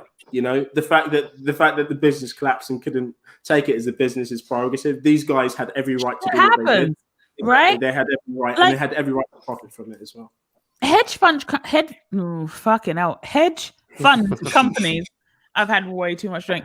Hedge fund companies are the first to say shit happens, right? So if you keep track of like these financial stories, like I like every now and again, I like to dip my toe in and see what the fuck's going on, and they are very shit happens type of people. Oh, you went out of business. Oh well, we didn't. Free market. Free market. Oh, sucks to be you. You guys didn't play the game well. They are very much like that. Like, you know, I mean, I'm talking even if we just look at UK, I'm talking the JP Morgan lot. I'm talking all of these people are very, very much like, we got the come up and you didn't. Sucks to be you. Yeah. And now that it's happening to them, it's so interesting for them to be like, oh no, we need regulation. This should be illegal. They can't be on Reddit. Like the average Joe who has had, you know, no work experience and fucking finance related degree. Oh my God, how dare they sit on a fucking message board, a glorified message board, and give each other little tips and then put us out of business. Now they want regulation. I'm like, fuck you, it's your game. We literally learned the rules of your game and we played it. That's all regular people did. I won't say we, because I didn't, you know, I wasn't smart enough to invest. but like it's crazy that they're now crying for regulation when this is their game that the average person is now playing. Yeah, of course. I mean, of course they will as well, because they're sore losers. They're not used. The difference is they're not used to losing. 100%. That takes us back full circle to the insurrection guys, right? Yeah, right. Magalot, right? Yeah. It's capitalism 101. The supremacists, the fascists, the right wingers, they're like, what? We're not losing. Clearly you cheated. There can't be a thing where we're losing. Surely not. How could we lose? We rigged the game so that it would favor us. How are we losing? The fuck? Yeah. In my heart, I'm saying Viva la Revolution. Like, I want I'm about it. But in my heart of hearts, I'm thinking a bunch of working class people are going to lose a lot of money, what they don't already have, which is a worry. But fuck every single hedge fund, what does shorting. Do you think it's worth it, Mike? No, I think anyone that speculates. Do you think it's worth? Do you think it's worth losing the potential roaring 20s a century later? Because we were supposed to have a roaring 20s after this COVID mess, right? Do you think it's worth losing the potential roaring 20s in favor of knocking a few people off their fucking pedestal? I'm in favor of anything going towards socialism. And I think this is the only way to do it, is by disrupting power centers at their root and by showing the hypocrisy within the systems. Yeah. And it started to happen in politics slightly, but more so in the financial systems at the moment. This is Mike's made such a good point there. He says exposing the hypocrisy. That's exactly what it's doing. That's exactly what the storm on fucking in America fucking did. It exposed the divide, and this is what, and it's making people aware, bringing light to exactly what's happening. So obviously there has to be sacrifices that are made, especially with this hedge fund, but it does something bigger. It exposed the fact that there is a massive divide between the rich and the poor. And this is the key issue that then needs to be tackled. So I think it's worth it. You know what? One thing I'll say, because I don't know too much on it, but the fact that you said that lobbying the White House or whatever, they're gonna find a way to lock people up or get people in trouble, then, aren't they? That's all I've heard. Basically, we're doing something they don't want us to do. They're losing money. They're gonna find a way to, you know what I'm saying, impact. Or the FEC. Yeah, there'll be something underhand, even if it's underhand, even if you just, you're driving and your car miraculously crashes. The guy say, "Oh, they'll do something." No, but somebody did put a tweet. I think it was a couple of days ago. Somebody did put a tweet saying they I'm paraphrasing because I don't have it to hand, but that they deleted as in people got involved and deleted the Reddit group, the sub post about these stocks quicker than they deleted the posts about the insurrection, encouraging people to go to the Capitol. Yeah. So that group was up even on the day of the insurrection. It was only deleted afterwards. The other problem that you've got as well. Whereas the stock thing, they got rid of it straight away. Sorry, Alan. Yeah, no, it's fine. The other problem that you've got as well is that all the conversations in the stock exchange and the stock market are happening in private, whereas all of the conversations on Reddit are a public forum. So you're already at a disadvantage that everybody knows what you're talking about and can have private conversations about it. And they're still losing. You're at a disadvantage. I'm a little bit happy inside. That is a joy that you can see everything I am doing. And I'm still beating you. It. It's great. The only issue is with companies like Robinhood, which offer a free service. They're selling your stock information and what your portfolios to these hedge funds so they know what to bet against. So you're literally just numbers to them. You're not their actual customer. The customers are the hedge funds. So that's why they did what they did. There has to be the fact that they blocked retail purchases has to be an admittance of the power of the retail the spending power of the retail consumer market, right? So the fact that they blocked it has to show people, at least the smart people that were on it from the beginning with Reddit, to not use their app. Do you know what I mean? Yeah. Even once they could, it had to be all right, we know now that they're doing something shady over here. They're clearly not in favor of they're not unbiased. They're clearly biased towards a group, and it's not us. Yeah. So let's trade through whatever else, will allow us to. But it was so interesting to watch. It was just interesting to watch smart people and not so smart people come together. It was great because I felt super seen because I was I don't really understand it, but this is great. It's fantastic. Yeah. I'm watching it all going, I understand this part of it, but not so much this part. And this is great that people were on there breaking it down. I know there was complaints of mansplaining and all sorts of shit. We'll get onto those issues on another topic. For now, this was great. I enjoyed it personally, watching it on my timeline. I don't know about you guys. Anything to help the bottom take out the top is always the best way forward for me. All right, so quick one. So Subway. Do you remember a couple of years ago the spokesperson for Subway? The nonce guy. He was a proper pedo for a bit. Do you remember that? I heard that my nonce guy. Wait. Yeah, the nonce guy for Subway. I heard Jared he pitched a cartoon somewhere. Pedo. Yeah. I heard he pitched a cartoon to somewhere in Scandinavia, innit? This is what that's what I heard, innit? That's what I heard, innit? How true that is, I don't know. Flawless, that was quick. I heard incredible. I heard that. That's what I heard, innit? How true that is. Somewhere in Scandinavia, one of them Scandinavian countries. He pitched a kid's cartoon. That's what I heard.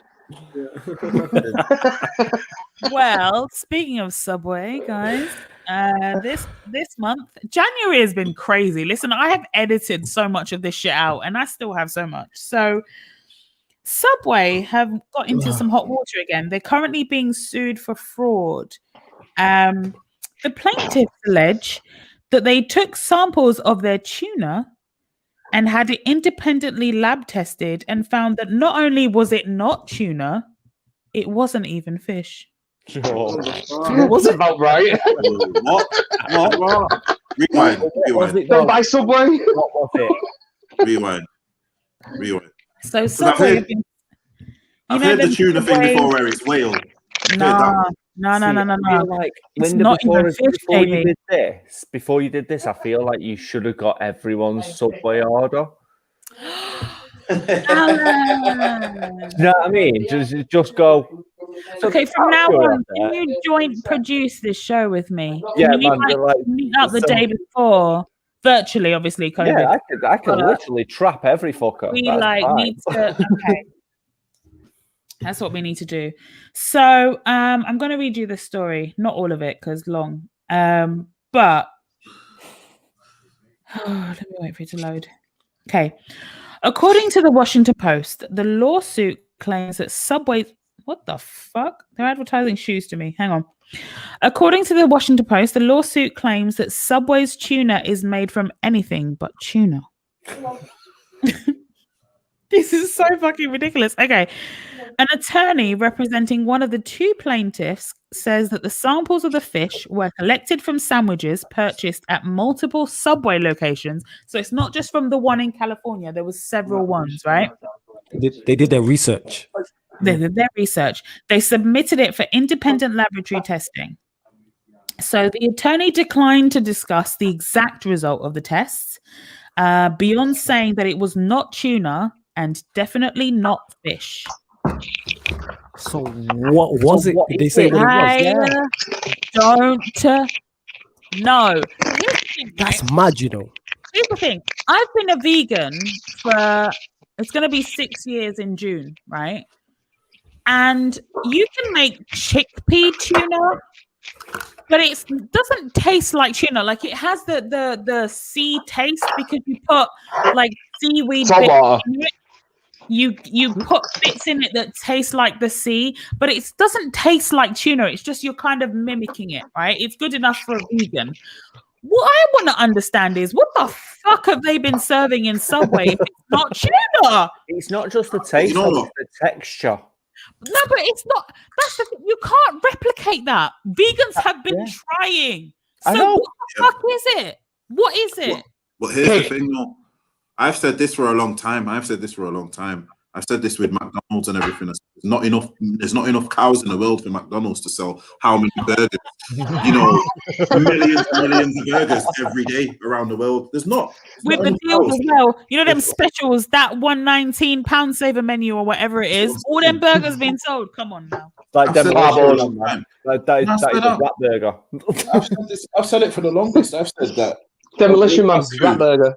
We're eating a lot of stuff that we don't know with fast food, and we'll never know because there's you have to understand it's not enough. I'm not even gonna lie. I'm not actually that arsed. I'm not gonna go to Subway. I'm not gonna go to Subway and get a tuna butter. Right? Why? Just to see what it is. Because I'm not a big fish fan. Like it just ain't my thing. I don't like. You don't like fish, Alan? No, I love like cod or haddock from the chipper. In batter, let's go for it. I'm not into let's like discuss what's in that because that's probably not fish either. Yeah, no, it's like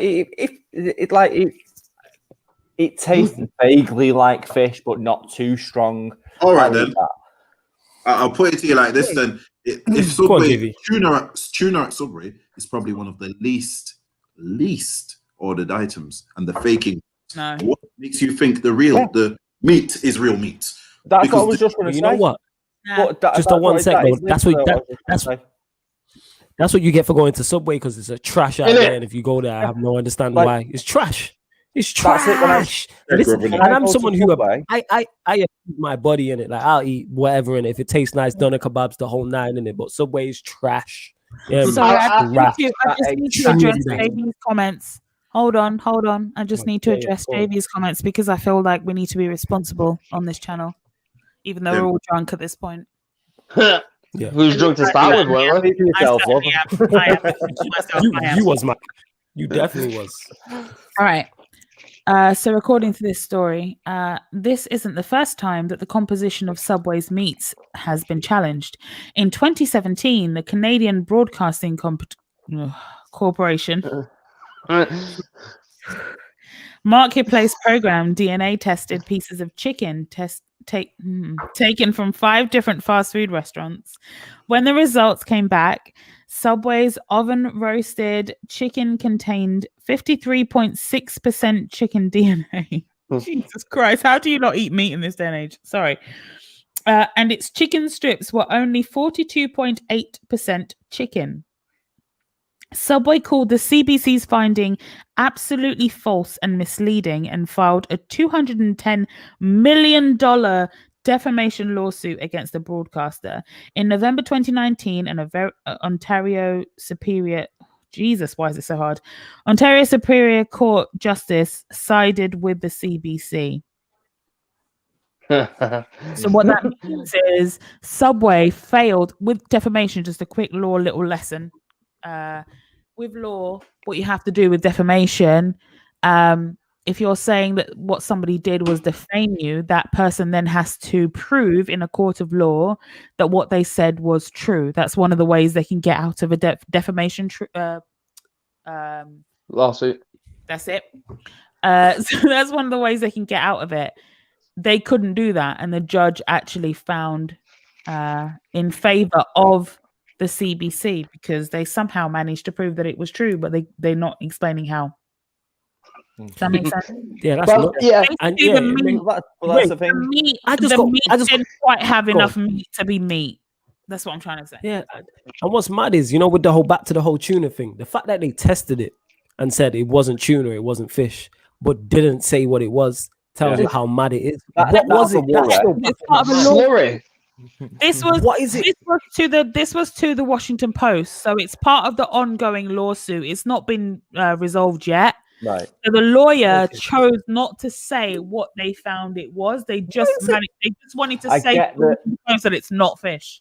Withholding that information will probably be a reason because they'll probably be withholding information so that they don't harm their lawsuit. Okay. So it'd be because, like, obviously with a lawsuit, it's like if it's not a fish and we know what it is, it'll make maximum impact if the first people that hear that is the jury or the judge. Yeah. Did they say it wasn't tuna, or did they say it wasn't fish? No, it wasn't fish. Both. They said not only was it not tuna, it's not even fish.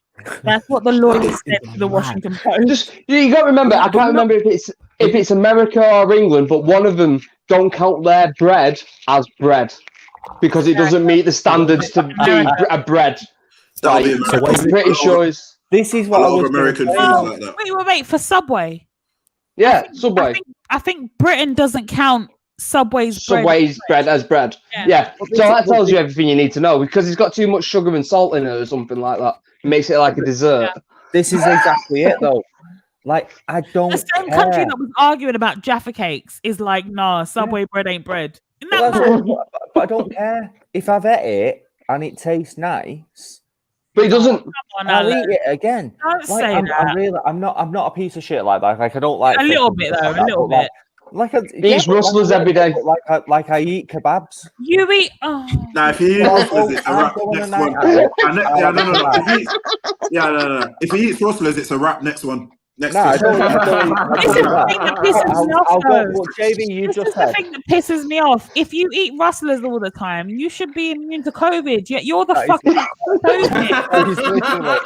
I don't understand. There's a line, Linda, that you need to understand where Mike is a you call COVID. There's no line for you. No, there's a line where Mike's a dickhead and he makes shit up. There's a line. You eat kebabs. I eat kebabs, yeah. So, but you eat rustler burgers every day, don't you? We'll go on the toe once when I was drunk, and then I stopped eating kebabs. Yeah, so I'll eat a kebab, fully understanding that it is all the bits of an animal you don't want. It's just Alan, I'm with you on that, innit? Yo, Alan, wait. I am with you fully on that, innit? You get me? Wrap it in some naan bread, put some mango sauce on that. Let's eat. You know what I'm saying? I understand what it is. You, Alan. I don't care about mango, man. Yes. to not eat it. Yes, I don't care. I ain't got kids. I'm not responsible for anyone in it. You know what I'm saying? Not cover the miscellaneous bits of animals that the butchers, who are horrific human beings, by the way, decided that was too bad for them. Yo, Even they decided was like, nah, that's we're not. It's not that it's too bad for them. It's that it's too unpretty for them to sell as a slab. No. They sell pictures and all sorts of shit. Here's the thing. Don't tell me that. No. Right. Now, you know what? You're right, Linda. Because when I was in year 7, yeah, my friend, his dad. Wow. And he said to me, before you finish that story, hold on. Everyone stop talking in the chat. Before you finish that story, do you know why I'm right? Because I'm always right. Continue the story. Yeah. You know, a man said to me, she is facts. He said to me, do not eat doner. He said, we don't eat doner. He said, we don't eat it. And I was like, what? He said, yeah, we don't eat it. He said, the people who sell it to you don't eat it. They don't eat it themselves. Yeah, the people who manufacture it don't eat it. You know what I'm saying? I was like, why? Hey. He listed to me what it was, and I was like, yo, bro, thank you for that information. And I never ate it again. What is it? What is it? Example, because it's like Says holes and assholes, isn't it? Bones, everything. It's Everything. foreskin. Let's Let's get brutally honest. So let's It's just foreskins, assholes, and arrows. Let's be honest. Let's be honest. Okay. What they do is, right? So when Sandblast the carcass. When they go to an abattoir, sorry to cut you off. Just need to get to this comment. Yo, Sentiment FC, yes, it slaps. Mango sauce and a kebab slaps in it. I get what they're saying. JV and Linda are absolutely 1000% spot on in what they're saying. I hit that. Just see how quick I hit that. Flawless. Stop it. Listen. Mango on a kebab though is a new thing. Like, I'm not gonna lie, I'm gonna try that. No, hold on. Alan, I'll chat to you in the private chat. It's fire. Yeah, I'll be on that chat as well. I'll tell you how to eat. The shit that goes into that is all the bits that there's literally no use for, right? So when a butcher picks their meats, usually what they do is they pick their premium meats, which they sell, the breasts, the thighs, whatever else, right? And then they put that aside. And then they've got like certain chops if you're depending on the animal. So you've got like certain bits of the animal where they're like, okay, this is, we've managed to market this well so they can sell this shit. And then they go, this is everything else. All right, let's throw that in a fucking NutriBullet and do this to it, right? And just toenail and everything in it, right? Stick it on a fucking skewer. Patty and everything on it, put some fucking paprika and onion powder on that bitch, and then turn it around. I think you're being generous. Paprika there. For a $5 after a night out. That's what they do. Linda, you're a kebabist, No one. I'll tell you now. If you're eating someone else's food and they don't eat that food, don't eat it. That's all I'm saying. I agree with that. I don't eat doner. Just get shish and chicken in it. Here's the thing. You can't put that up. As a vegan, as a vegan, no, Alan, stop. As a vegan, right? As a vegan, my thing is this. I don't care. I don't care about being around non-vegans. That's not my thing. If you eat certain foods, I look at you different. I genuinely look at you different. Like if I'm around you and you eat kebabs, I just can't. What are you counting as a kebab though? Is it just doner or is it chicken and lamb No. I'm talking about anything that's on them skewers where you can't identify what part of the animal that bitch came from. I can't. I just want to say though, Linda, why you acting like I'm not coming home while you're eating kebabs. That's my mum too. But why me and you are friends in that? Why are you acting like you hold me in high regard in that? You get what I'm saying? You didn't highlight this before, isn't it? I don't hold you in high regard. Right. So you hold yourself in high regard when you have my phone when we're out and you put about yourself in my phone. I appreciate that. We have seen the way that you speak about yourself. Because you're one of the few people I trust with an unlocked phone, and then you just talk all this shit on my Twitter when we're out. That's what you do. That's nothing to do with me. in my defense, yeah, if I didn't have respect for you, I would have said more wild shit. But that was pretty. That's pretty mild. You know what I mean? I was just talking about me in it. If that's anyone else, I'm talking wild shit. And if that's any other female, I'm talking wild shit. Send dick pics to my DM, the whole nine. And I'm going all out. Because of my respect for you, I wouldn't do that. You know what I'm saying? So I just spoke about myself. To your DM. No, your DMs. Your DMs. No. You know what I'm saying? If I was your phone, your DMs. Said don't try the word it. Don't you used was send dick pics to my DM. That's what you said. Yes. Want to take your DMs? No. You said my DMs. You, not my DMs. Your DMs, innit? Come on now, don't try it. Don't do that. Nah, don't. Profiles? What's happening here? What's the wording? No. What? No. Don't try it. No, I'm not Nick. Don't do that. Don't do that. Why are you bringing my name into this? To be fair, my own dick to myself. No. What's wrong with you? The only wild thing you'd find. No. The only wild thing you'd find from my DMs to Flawless is from the last special, the Talk About It Network special. When I was talking about that porn star, and then what was her name again? I was talking about, and I got so frustrated that I actually DM'd you, Flawless, her profile, so that you could see who I was talking. Miss London. Was I wrong or was I right? Miss London. Yes. Was I wrong or was I right? Come on. 10. 10. Goodbye, work. On point. Listen. Every now and again, I still think about her. I'm like, oh. I love that Mike came straight back into the chat knowing exactly who he was talking about. Yeah, because it.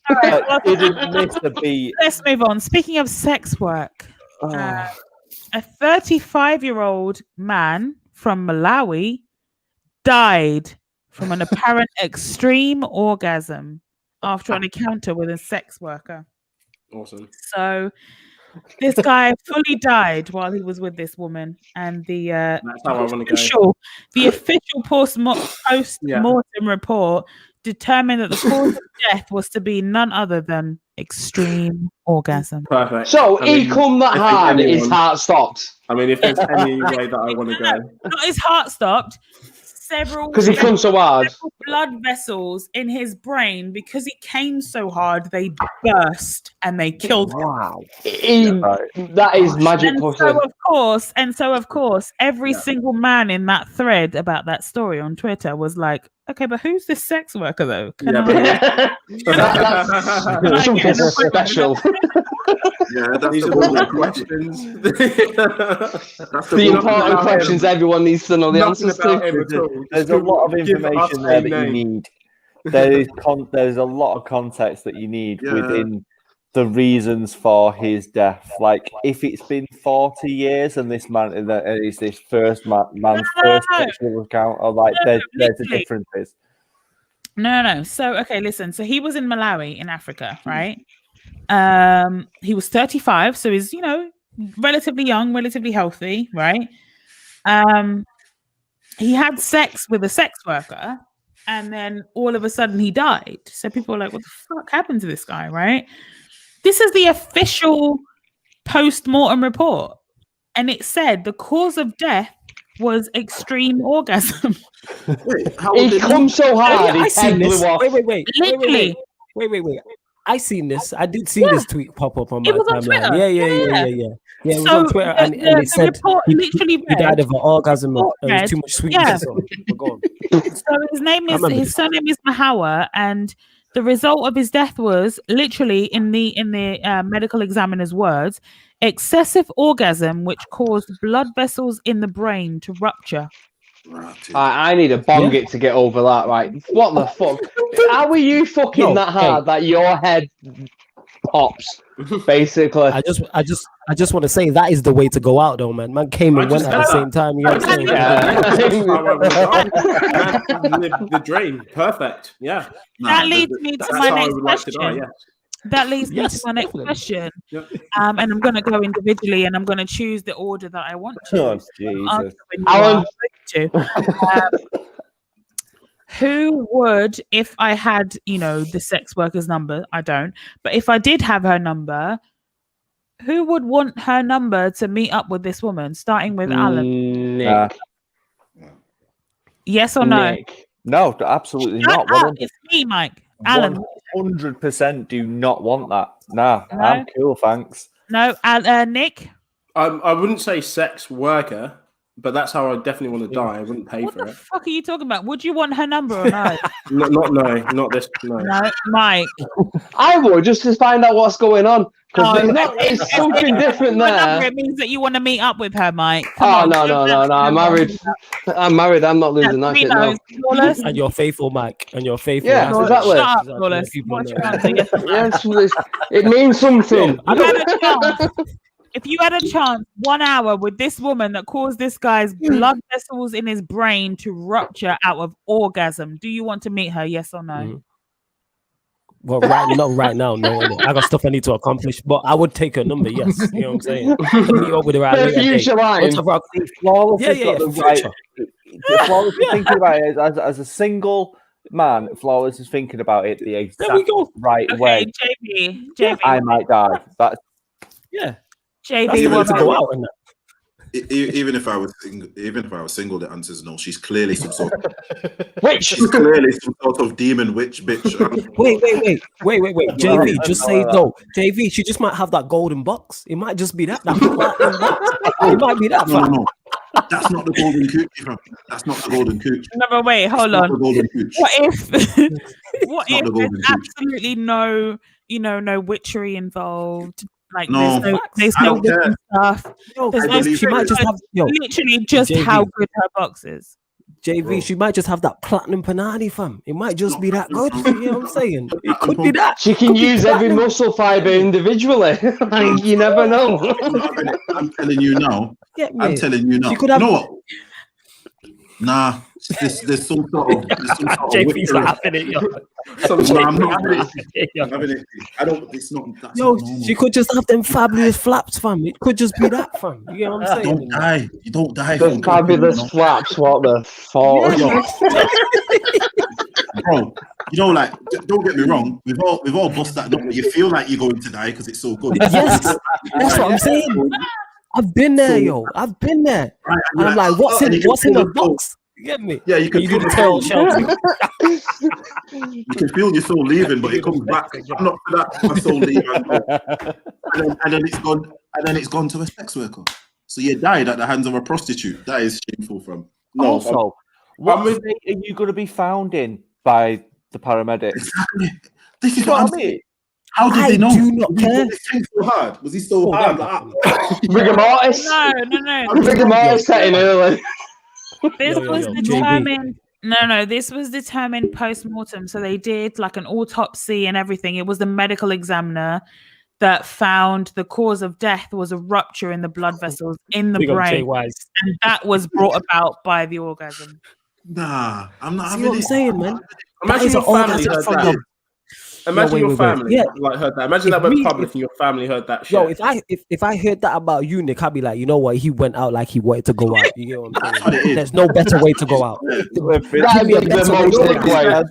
Not with a sex That's what it worker, is, man. man. That's dark, Give me a- seedy no, give me underground a- shit, no, right? okay. Not with a sex Give me a worker, but better- fucking. Not with, mate, if Give- I give died me a like that, better this way is to what I was die. saying before. This is what I was saying before. If I died like that, naturally, I met a girl and it was insane to the point where Oh, my so head you want to be in exploded. love? Yay! This Didn't say nigga- love. Did I say love? Did I say love? I don't remember saying love. I don't All remember of the saying community love, mate. comments are coming out now. Incredible. Mate, I don't remember saying love, motherfucker. You know what I mean? Why are you Go on, mentioning Nick, love I'm for? Why are you mentioning love? Go on. What's wrong with you? I'm joking. Mate, I'm Go just on, saying go on. that's how I would like to die naturally, yeah, but not at the hands of a sex Yeah. worker, innit? I don't care, innit? You know what I'm saying? If that's my time to go, that's my time to go. There's no better way to go than that, innit? Your Give mum me is a better way going to to have die. to know that you All right, died so hold fucking on. a prostitute, bro. Wait. Like, it's terrible. It's not a good legacy. I have a follow-up question. So, what is your ideal way to die? Let's start with JV. About 150 with all my kids around me, G, and I've lived a good life, not in a fucking golden coochie from the fucking sex worker. 1,000 man, you know what I'm saying? Nah, bro. Nah, but I'm not having it. That whole anyone who wants to die like that, You're wrong in it, but man's not looking to die in a prostitute's panani from me. Fucking mad. I don't care how good it is. Flawless. Yeah, like that during sex. That's the way to go in that, innit? It might shock as well, but it is what it is. That's the way to go in it. And the thing is, because of my character, nobody would be shocked like that. So Nick's talking about, oh, what would your mum say or whoever? People know what I'm like. You don't know what I'm like. So is what it is, innit? That's the way I would like to go in it. You know what I'm saying? And that. And probably, yeah, that's the way I want to go. Yeah. Okay. And then Alan. Oh, this ain't going to be funny. Oh, like no. I want advance notice. So I need to. So you want a long illness? Like I don't want a long illness. Like I don't want to be in pain and stuff. But I want to tell everybody how I feel. Like all those people that I don't like, I want to tell them fuck you one more time.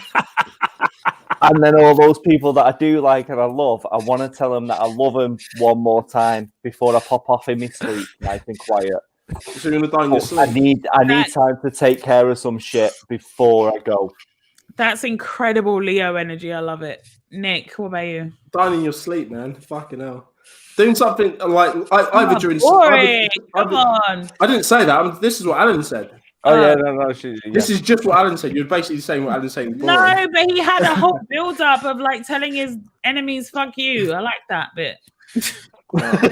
So I'm kind of on the same. I'm kind of on the same wavelength. That's probably my.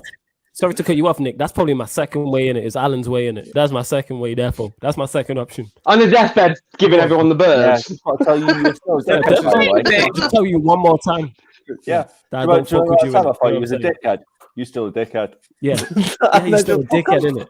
And I'm a haunt your ass. You know what I'm saying? Mine's Shark Attack. You gotta go out with a splash, haven't you? Go on. Go on, a great white shark attack's making the news. You're going to be that guy with his head hanging out of a shark's mouth. It'll be well fun. I feel like you said that. You want to how much your wife loves sharks, though. Hold on, you want to die by shark attack, but you don't like deep blue sea. Fuck you. Fuck you. No, what I don't like is sharks. What don't make any sense. Sharks what swim backwards. No, what you don't like is LL Cool J, a black man, being the star. Oh, whoa. Alan. Linda, that's Alan. Wrong one. I know we're both the same skin color, but wrong one. No. Alan doesn't like Idris Elba, a black man, because he feels like he should stay in his place. Mike feel like black men should be leading characters in a film. That's what it is. No, because I think Samuel L. Jackson should have been the lead in that film. What, so all black men look the same? No. They're interchangeable. No, we should have just started halfway through it and then that would have been the best point. Just a quick one. Adam, I did get your message. I'll hit you back tomorrow. And you know what I'm saying? I'm just wave right now, so I hit you back tomorrow. Complete side. Okay, guys, chat amongst yourself because I really have to pee really bad. Okay. All right, no stress. Adam, I'll hit you back. Mods, let us know how many likes we are on this video. Obviously, we're nearly 3 hours in. Make sure you share. Make sure you subscribe to this. The Talk About It Network special, if you've not seen it before, is us getting drunk, chatting shit, busting jokes. JV looks defeated. Wrapping up the whole month. Obviously, JV, this is the first time he's been on the Talk About It Network special. He probably won't come back after this. But it is what it is. And that, you know what I'm saying? Yeah, you might have said some wild shit, bro.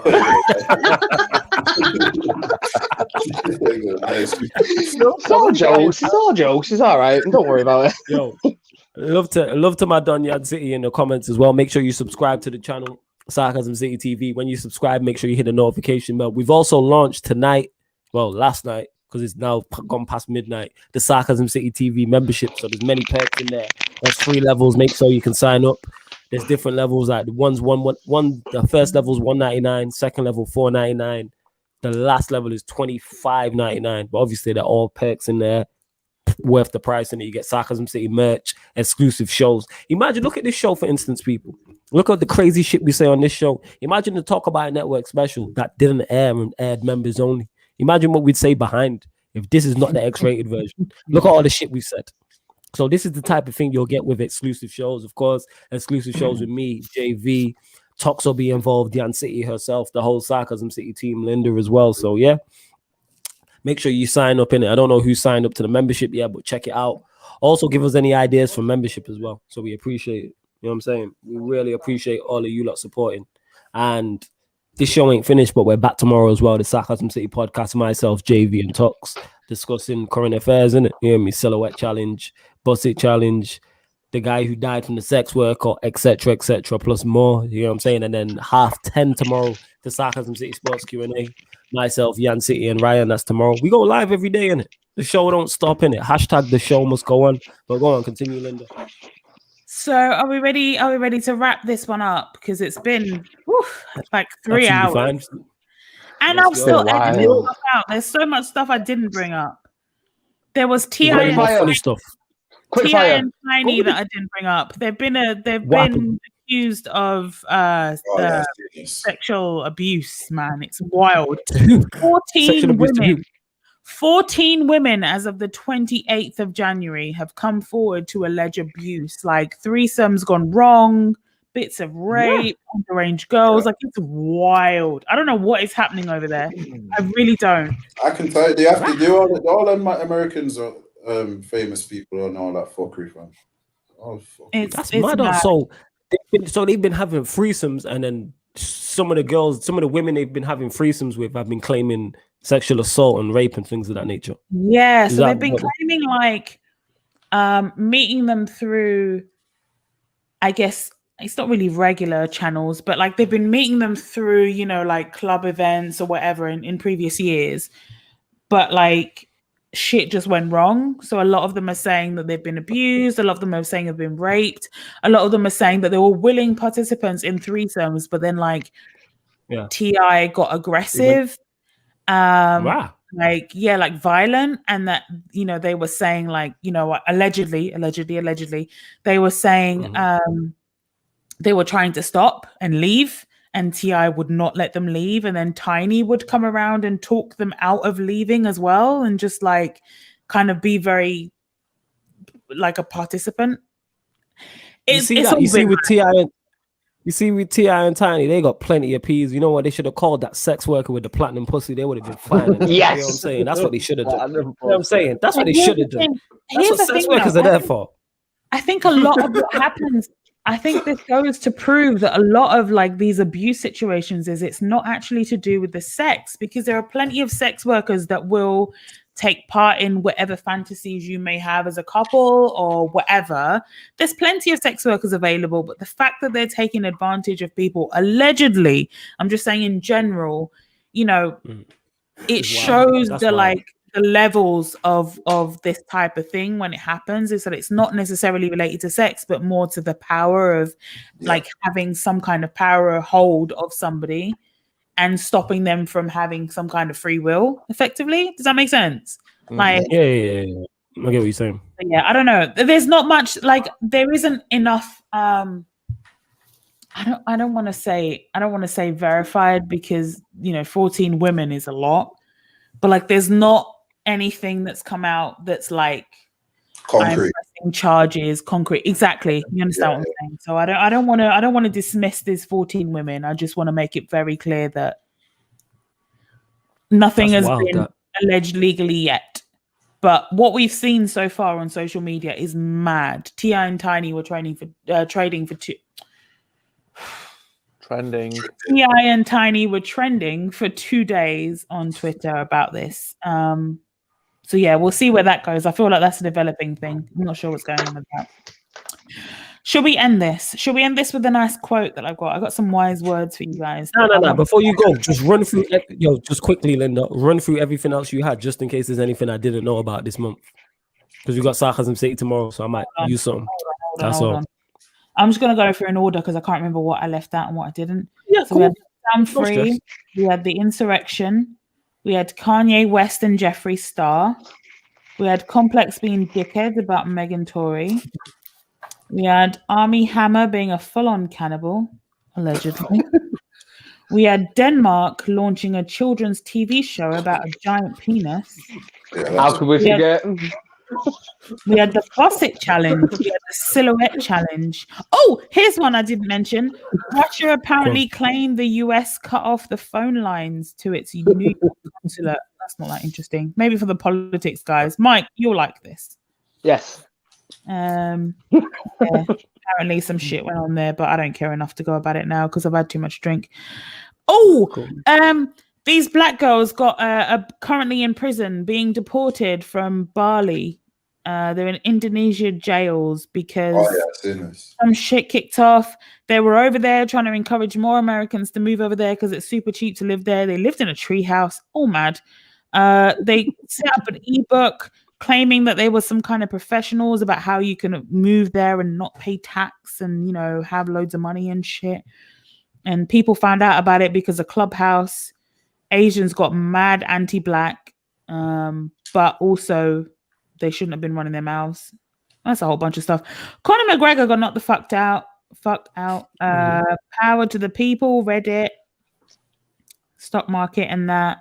T.I. and Tiny, Subway's tuna ain't tuna. Subway's tuna ain't tuna. What a headline. 35-year-old man from Malawi dies from an extreme orgasm. And then my sum up. These were my edited versions. Guys, this was so great. We kept it.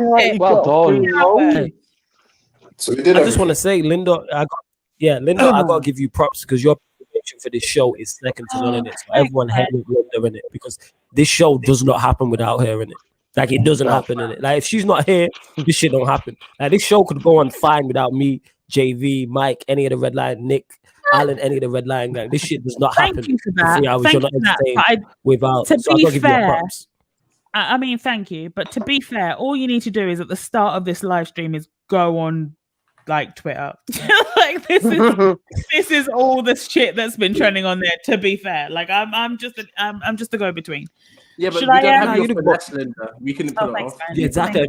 If you're a go between, you're a fantastic go between. You know what I'm saying? Because you deliver it in the correct way.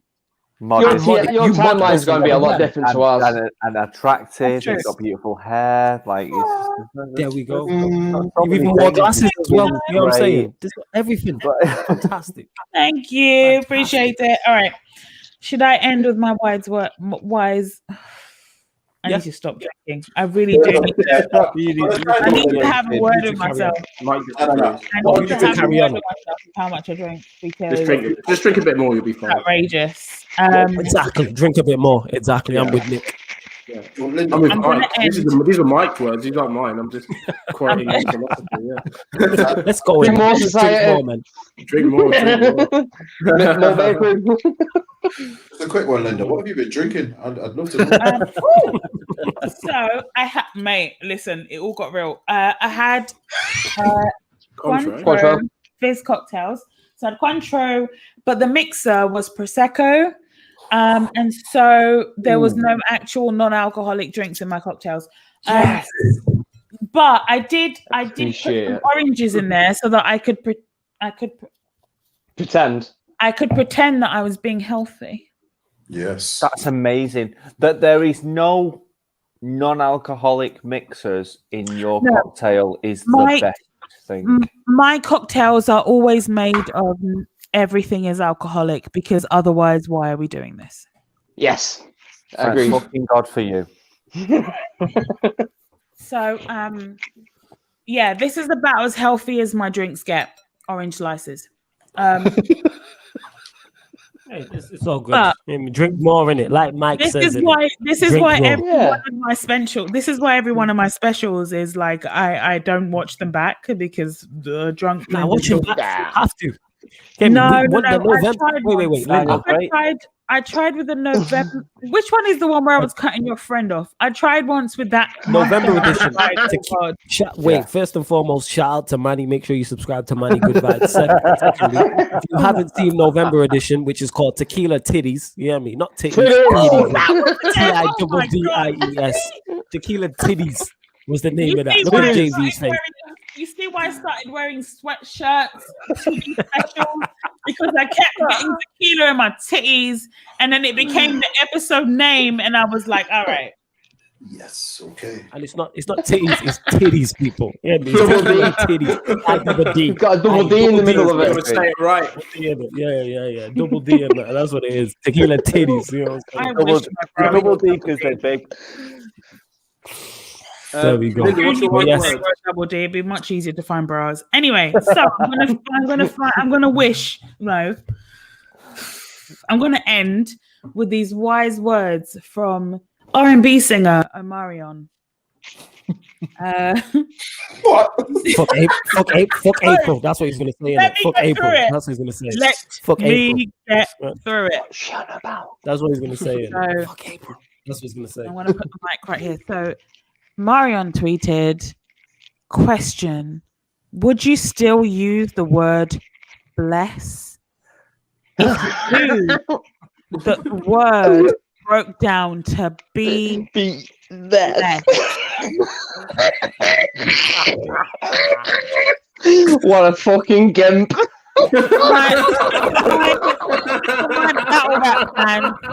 my battle rap fans watching.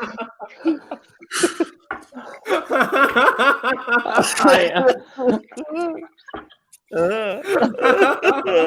think that sums up January 2021. It does. Before we go, this out says flawless. Is the man to be less, you know? That's earning Ash, that, but it is what it is anyway. Nash, that's Nash. Yeah, that's Nash in it. You know what I'm saying? That's Nash. Yeah, earning Ash. That's the Max gun. Battle rap is absolute fucking bollocks at times, you know. Fuck me, earning Nash. Get in the bin, you useless pricks. That's the 2021 version of Earning Nash. We love to see it. Be less, you know. Bless. Be less. Be less. I know. You know the bit that gets me? The bit that gets me? Because I get secondhand cringe real easy, right? Like when someone does something super cringeworthy, I feel it like in my bones. But when I read this, I was like, oh, he really thought he said something. Yeah, He did, yo. Yeah. He really thought he was coming into 2021 like I've got that philosophical. Hey, I didn't realise it was 1976 again. What the fuck? Not only my peers, but those that are not only my peers, but the people who are, you know, struggling, the people that have been going through it, this panoramic. You know, these people are gonna feel it in their souls. Be less. Gimp. Less. That's why you don't make no more music, man. You can't even Oh no, he makes music. We just don't listen to it, but he makes music. He makes that singing in the rain R&B like music. Is he still He makes that wet stuff. Body rolls too. Yeah. That music. Yeah. That needs to die. I'm so glad. Complete side note, I'm glad that side of R&B died. I hated that shit. That singing in the rain shit used to annoy the fuck out of me. Singing in the rain was fantastic. Oh my god, the bridge, like the switches in the bridge. Oh, that's why it died, in it. You know what I'm saying? Yeah, shit. Keep dying it. Yeah, absolute shite. That's what, as you would say, Mike, it's a load of bollocks, mate. You know what I'm It's saying? a load of bollocks, mate. how dare you use my slang, my southern slang against me? Fuck you. What, bollocks? I said bollocks mate. for years, man. No, don't worry about it. Bollocks, mate. No, the way he said it was aggressive towards Southerners. The way Flawless said it, that was purposeful. I believe that you're just seeking. I think the fact that you said it in the most mank way possible kind of detracts from your argument slightly. The fact that half the vowels are missing from the word kind of dictates that it's not really an insult to Southerners. No, it was said in a mank way, Nick, but he was trying to do it in a Southern way. I could see it in his eyes. You can see my eyes. That'll be a fucking first. Wait, you can see. Wait, Linda. All right, You can see in my eyes the way my eyes are rolling around in my head off this JD. All right, you get me more skilled than I thought. You know what I'm saying? Hold on, wait. Are you gonna try and confront all these people that I don't know when you're drunk? Yeah, that is true. You know when I'm really still. Shit that you do, I can see it in your eyes when you say some shit. It's when he just starts waving his hat like this. That's when I understand it. Like that's when he's done. Like he won't let you look in his eyes. He's like, "Nah, I'm done. I'm cut." This amazing thing. If you ever go out drinking with him, especially after events, because he tries to not drink at events, and then all of a sudden he will just be drunk out of nowhere. And he'll do this thing where he's looking at you, but he's not quite looking at you. Like he's looking at you. But he's looking like slightly off center to where your eyes are, that's when you know you've got him. It's fantastic. It's so fun to watch. Me and Linda have been out many times raving. She knows when I mash up in it. That's you know true. what I'm saying? I miss that though, man. Innit? That's one thing I do miss this lockdown is That's raving. the thing. When everyone was talking about what they miss, like with this lockdown thing, Raving. that's the thing that I miss. It's like I miss obviously battle rap events because that was the most social thing I did. I love being at home, but I also realized that I don't love being at home when the government is telling me to be at home. That's you want to be at home out your own choice. You want the choice. I just don't. I have a problem with authority. I think that's what it is. You know what it is? But like we need to all get out so we can see Flawless. His eyes not calibrating. Yes. I agree. I can get Flawless there quickly. Flawless, Yeah, when yeah. we're out. Flawless, when we're out, is hilarious. Like, as funny as Flawless is on these streams and whatever else that you guys know him from, when he is fully drunk and out, And I just it's be mini honestly rocking a for vibe. no reason. I don't think I've seen Pissed Flawless, you know. Nah, you Oh, haven't you're it because missing normally, out. I don't feel like normally it's by the hands of you lot. When I'm with the red line, Yeah, gang, well, I always mash up, and it's mad early. He's not and been it's to a like load 9 of PM and it's not been to the load of the battle rap events though, has it? The Premier Battle events where we was getting absolutely twatted. I mean, we get platted at all events, though. Like, I feel like Flawless has always been the professional one where he's No. like, Flawless I've been working. stays. He stays sober until the end of the event, and then I get him out. Yes. Yeah, we don't do And then that. at the end And of then the it's like, no, Yeah. that's what you need to do, Alan. You guys need nah. to stop leaving after events or whatever else. Like, you guys need to come with us because then we get Flawless mashup, and Yeah. it's fucking gonna amazing. mash up. I'm all about And I'm coming finished. with after an event. I'm not about staying Yeah, we'll sober do it. during an event, though, because how am I going No, to I get all drunk the at the event. dickheads if I'm sober? That makes sense. That makes sense. I'm Nah, I not hear going you. to laugh I at all hear the you. dumb people when I'm still sober. I agree with you, Alan. I get drunk at events because the shit battlers, I can deal with them better than when I'm sober. Because I feel like I'm nicer when I'm drunk. Like when I'm sober, I'm like, when a person makes me cringe and then they come up to me afterwards. Because there's this weird thing in battle rap at the moment. Well, recently, before COVID, where they'd come up to me and go, "What did you think?" And I'm like, "Oh, you were shit." When I'm drunk, I go, "Oh, but here's the things that you could work on." I'm more positive when I've been drinking, so I just get pissed at all the events. It's great. I'm not. I'm just very, very honest. Oh. So, like, because like I am when I'm sober and I am when I'm pissed. When someone comes up and says, "Oh, what did you think?" You've asked my opinion, so I'm sorry, but you're not going to like what I'm going to tell you, or you're not going to like at least a portion of what I'm going to tell you. Yes. So and you've done that, so that's on you. That's not on me. If you go and cry in the toilet, that's you. That's very much a you issue. Getting pissed during the event. I love that energy. Yeah, but the getting pissed during the event is so that I can get through the bad battlers, so that I can find them slightly funny, so that I can laugh almost at you and not with you. Yeah, and when you hear a really shitty reference because you're so drunk, you can be like, "Ha! I watched that show." Like it's great. Yeah, and I've seen Mike sober during maybe one battle what was bad, and watched him walk out. Literally, just go, "Nah, I'm fuck off." Like I'm pissed, so I'll stay. Was it judging? And I'll laugh at you. Was it judging that battle though? No, you wasn't judging. Right, that I'm all right. I'm all right. When you've been judging battles, you've been very professional. But no, when you not, I've seen you not judging a battle and sober once in a really awful battle, and just go, "Nah," and I fucked off. Like literally out of the room, down the stairs, had a cig. And then come back in and went, how did that turn out? I was like, it did very much the same as when you walked out, really. Mike, I 100% feel you because there were 2 London events that I just went outside for. I don't even smoke anymore. And I just went outside. I was like, I'm done. I can't do this. If I'm drunk, I'd be able to cope with it. What's that woman's name? What's her name? H-Bomb.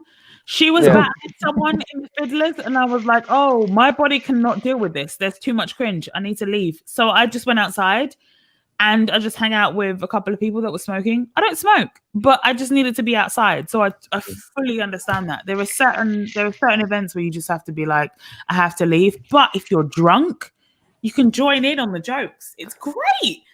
Every shit reference is all of a sudden funny to you. It's brilliant. I love it. I miss battle rap. Oh my god, can we get this coronavirus over so we can do battle? I miss battle rap. Like I said, I miss events in it. I miss linking up with you four. I just miss getting plowed with everyone. Yes, because we were more entertaining than what's on stage. We're more entertaining than what's on stage. The jokes are more entertaining.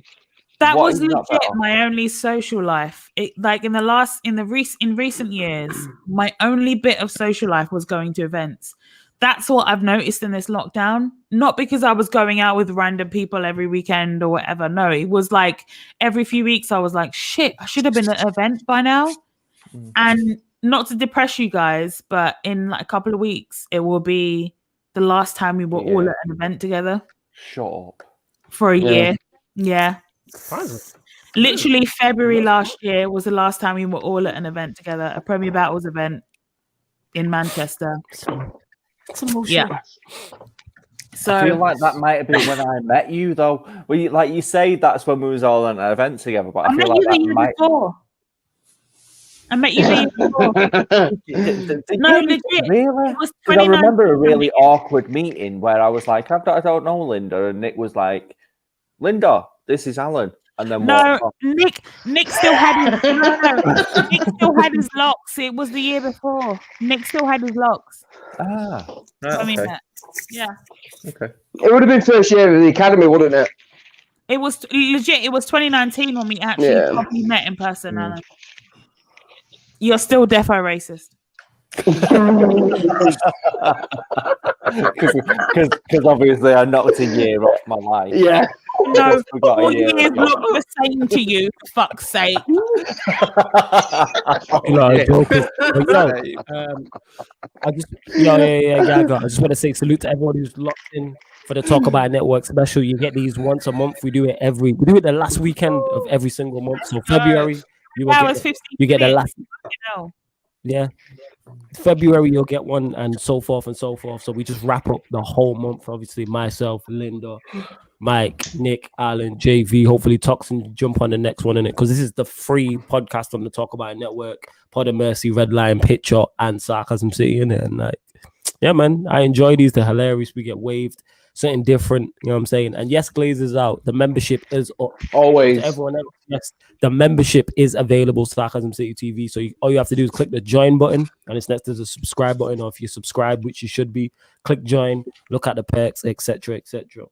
Well, yes, people, this has been the January edition. I'm putting it out there. Pod of Mercy will be back. I promise. This year. Very soon there will be episodes.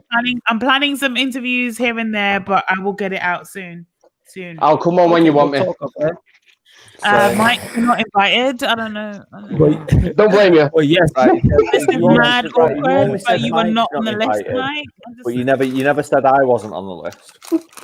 There we go. No one from Red Lion. Oh shit! I already had Nick on. Okay. Oh, just wait a second. So you're leaving out people on their race, Linda? Jeez. Right. Wait. Hold on. Let me end the show. Yo, salute to everyone who's locked in. This has been the January edition of the Talk About Network special. Thank you very much for tuning in.